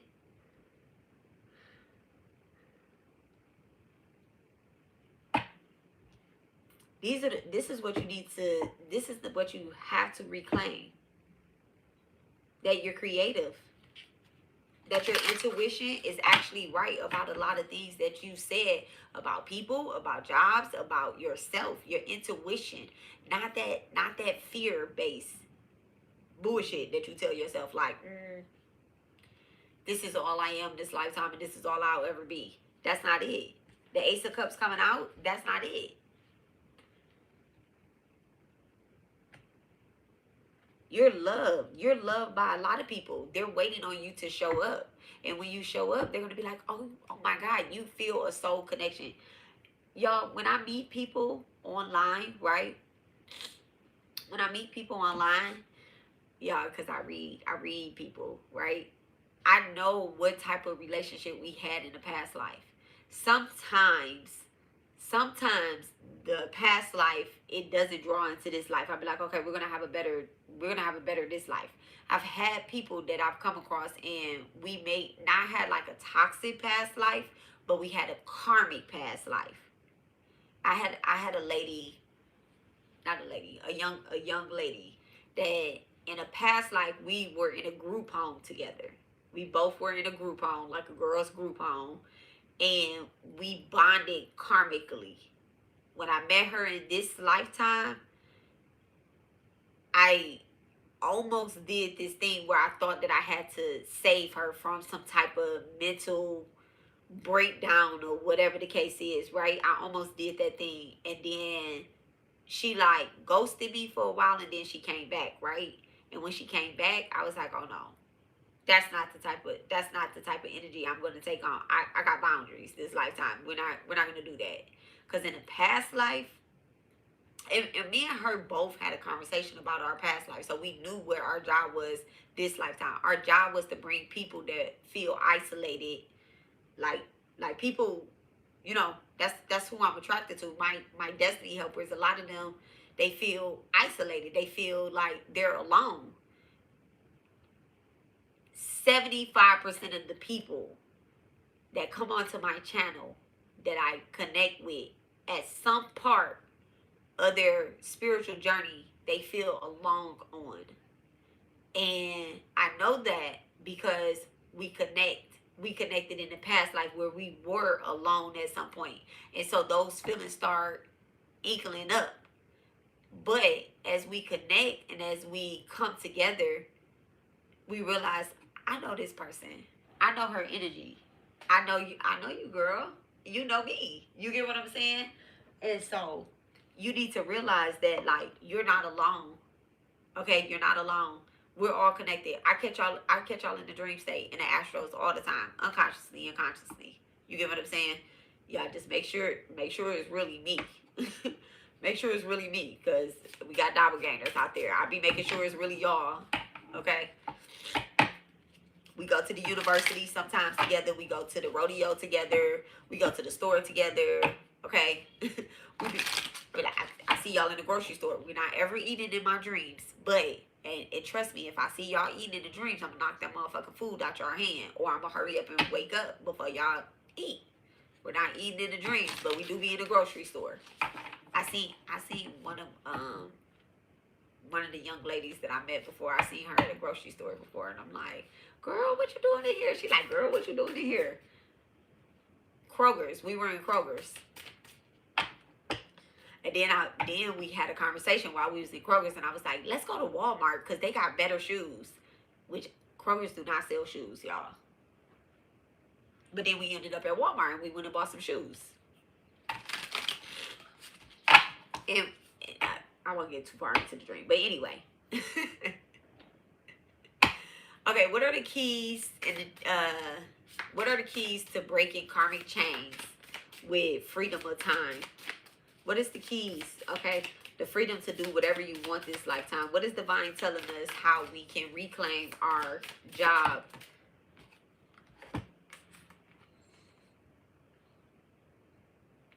So you have the justice. You have the justice and the Four of Pentacles.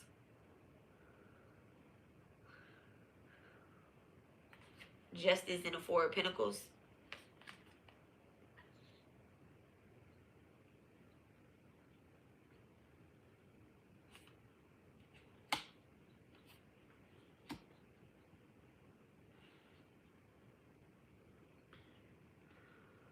Let me clarify justice in reverse. What's justice in reverse? Thank you so much. What's the justice in reverse?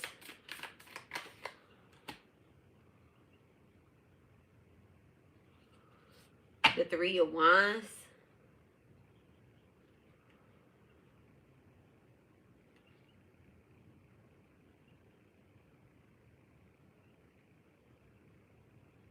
Something that you're tied to is going to... Oh, the Five of Swords is at the bottom of the deck, y'all. So something in the shadow energy of that. Something is going to look like a financial loss, like a financial...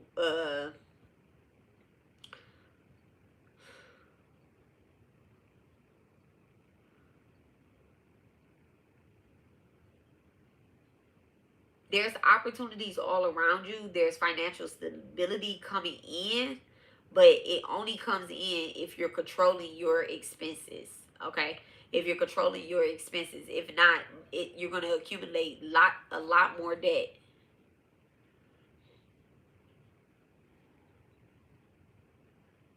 So this is not you like going to quit your job and then going after your passive income, right? This is not that. This is you having two jobs at one time. Like, let me just be real. This is you having two jobs at one time. You doing your duty, right? Doing your actual physical job or whatever the case is, while on the side, the three of wands with the justice, right? While on the side you're saving money. You're saving money so that you can invest into something, okay? But don't just go and quit your job. Don't do that. That's going to put you into more debt. This is what that hidden influence is. Somebody could be convincing you, yeah, just go ahead and quit your job and I'm going to take care of you. This could be like a partner that could be influencing you to quit your job, but then y'all break up. That's how they want control over you, okay? That's how they may want control over you. What's this Four of Pentacles? Thank you so much. What's the Four of Pentacles reclaiming your Dharma? Nobody else can take care of you this lifetime. You have to save. You have to not be as materialistic as you were in the past. And you have to get rid of your insecurities. All right? Because your insecurities is what's... Look at that. The King of Pentacles, your insecurities is what keep you tied to that King of Pentacles energy. Someone could have promised you some type of abundance, some type of long-term help. And it just doesn't seem as if it's going to work out that way.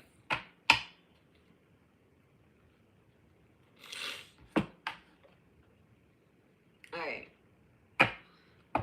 So what is the final energy that Divine wants us to do and focus on right now in order to do our job? In order to do our job and fulfill our soul's purpose. Soul's purposes are not fulfilled in one day, okay?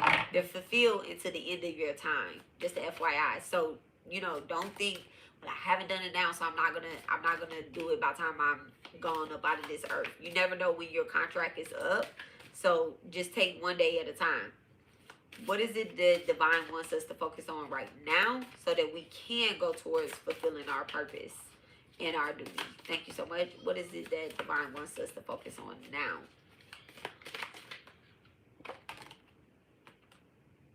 The black moon Lilith in Aquarius. Honor your individuality. They want you to focus on yourself. 11th house being activated, and then you have Mars in reverse at the bottom of the deck. Okay, so going back to that Aries energy, it's a no. It's a no for them. Somebody can have Aries in the 2nd or the 6th house. You can have Aquarius in the 2nd house. So honoring your individuality, and then let's take a look at what the meaning of this is.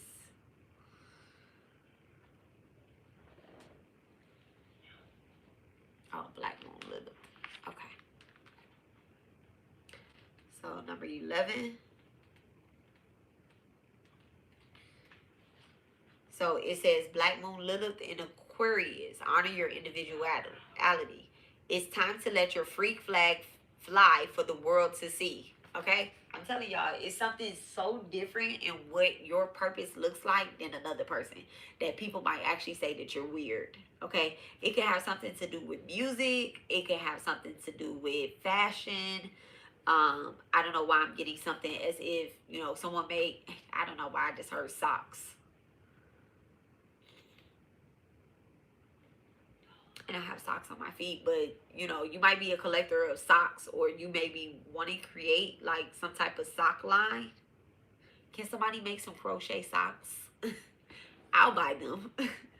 Some warm, fuzzy, furry crochet socks. Oh my goodness, I will buy them. I will buy them. I will buy them all. Okay, all of them. Okay, it's time to let your freak flag fly for the world to see. When Black Moon Lilith in Aquarius shows up in a reading, it is encouraging you to embrace what makes you unique. It will require you to be brave and unapologetic. True friends and aligned souls would accept you for who you are. This is so in alignment with what we've been saying. I told y'all, the ones that really support you, they're going to show up. Your real destiny helpers, they're waiting on the bird call. I don't know how to do a bird call, but...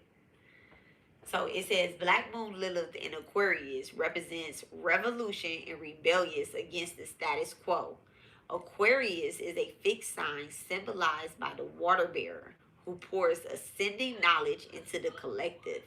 Constructed Saturn and strategic Uranus are the planetary rulers of Aquarius. When the Black Moon Lilith is in the innovative sign, you can expect radical point of view, transcending social expectation. Rosa Parks, y'all, Rosa Parks. Rosa Parks, a notable Black Moon Lilith in Aquarius, was arrested after her refusal to give up the bus seat to a white man in 1955, sparking the Montgomery bus boycott, fueling the civil rights movement. Black Moon Lilith, y'all, and remember why she didn't get her seat up? Because her feet hurt it. Black Moon Lilith in Aquarius also can experience feeling of being the black sheep in their early life. In your ancestral or childhood, this natural desire for liberation from the collective could have been shunned. You march to the beat of your own drum, even when you may be disliked or feared by others. It's about accepting your quirks and all. Once you do this, those who appreciate will find your message incredibly healing and uplifting. So you are definitely an influencer, but it's not a normal type of influencer, okay? You're not doing what everybody else is doing. So the divine feminine shadow work. Visual meditation is a powerful tool to help build confidence in yourself. Visual meditation is you visualizing exactly what it is that you want to do. Okay? I visualize, this is me. I visualize myself in front of my deities all the time, in front of my Divine Mother all the time, as if she's standing in front of me, because that's what I have to do. In order to keep showing up, I have to visualize her right there, talking to me, putting her hands on my shoulder, telling me what to do. Okay, like she's opening her mouth and saying that, and I really see her there. During meditation, take time to allow your mind to visualize exactly who you are and what you do. That's exactly what I do. This will power your future timeline with your thoughts. Okay? And then it says dark, divine, masculine shadow work. You attract one of a kind people. So if you find yourself being more feminine, you might want to do the masculine shadow work. If you find yourself being more masculine, you might want to do the feminine shadow work, okay, with the visualizing. So it says dark, divine, masculine shadow work. You attract one of a kind people into your life who reflect the unique qualities you desire.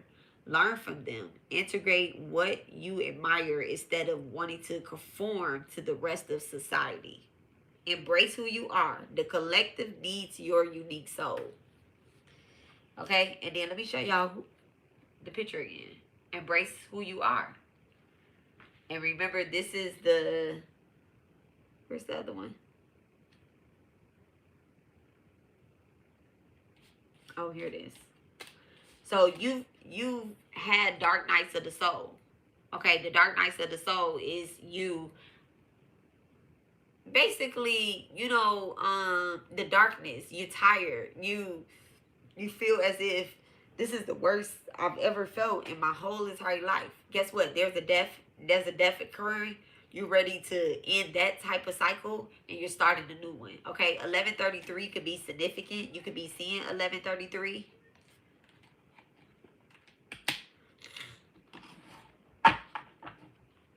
All right, so this is how we are moving into our soul's purpose. This is what it is. We need to go ahead and create what we need to create. All right, whatever your purpose is, even if it's something different, don't be scared. Let's ask the Dowser Rods. Is our reading complete? Thank you so much, Divine. Thank you so much. Is our reading complete? They're gonna hug me. Thank you. Is there anything else that I need to address with the collective? Is there anything else that I need to address with the collective? Okay, thank you so much. Okay. All right, I'm going to get one more card for you guys. So I told you guys that y'all should read the Bible Gita.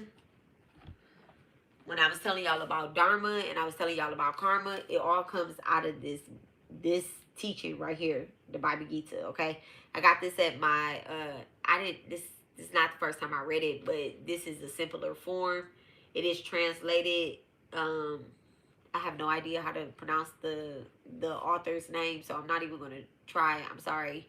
But I'll put this in my community tab too. What else did I say I was going to put in my community tab? Oh, the Akashic Records. Okay, I'm going to put both of them in there.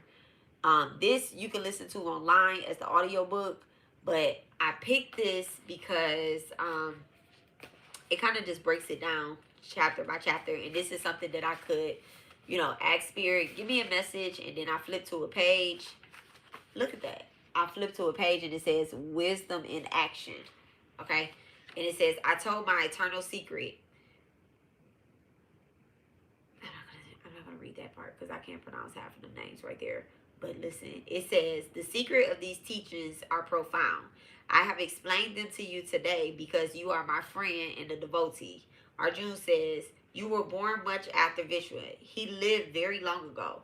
Why do you say that you taught this yoga in the beginning? And Krishna replied, you and I have passed through many births, Arjun. You may have forgotten, but I remember them all. My true being is unborn and changeless. I am the Lord who dwells in every creature. Through the power of my own Maya, okay? Through the power of my own Maya, I manifest myself in infinite form. Okay, so basically, Lord Krishna is telling Arjun that they have had many births together. That him and God the Lord, let me say the Lord, because Krishna is a form of a divine avatar, okay, and of Vishnu, which is the preserver. And he says that we have had many births together. And although you forget your births, because we're talking about past lives here, so that's right on point. Although you forget the many births that you had before, the divine knows, and the contracts that you take on, they still have to be fulfilled. You still have to do your duty. Okay? So I am going to get a Bhagavad Gita card for you guys. And this will be the final card. All right, thank you so much. What does the divine Krishna have for the collective? Right? And I'm just going to pull one.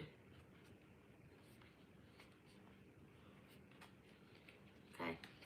Just going to pull one. We'll go here. Is that one card? That's one card. Equal vision. I love it. Equal vision. And it says, by virtue of transcendent knowledge, the wise see the same divine truth in all beings. From the wise and the gentle priest to the cow, to the elephant, to the dog, or even the outcast dog eater. Okay? So it says, chapter 5, verse 18. I'm going to go to the Gita, and I'm going to give you guys the full verse. Chapter 5, verse 18.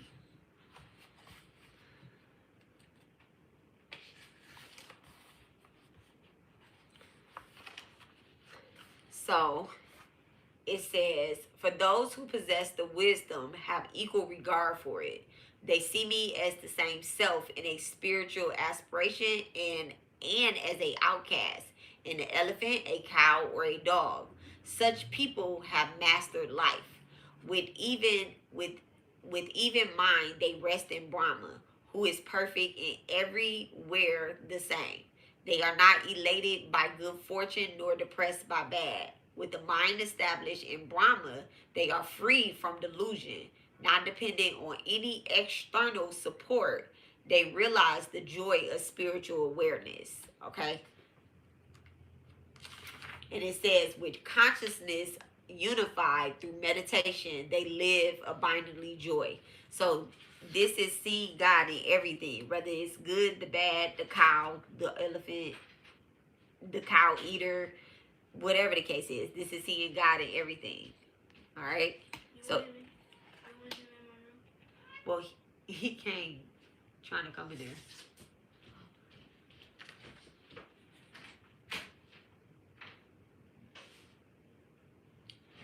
All right? So, when you see God in everything, you find happiness. And that is so true.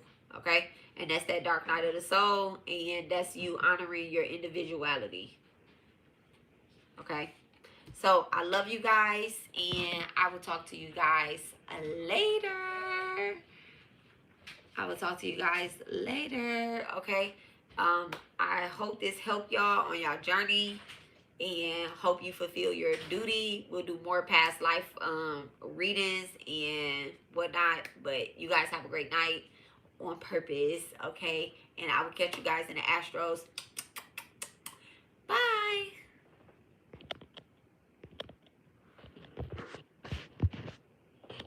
Okay, now we're going to close it. You're welcome. Thank you. Thank you. Thank you. Thank you. You welcome.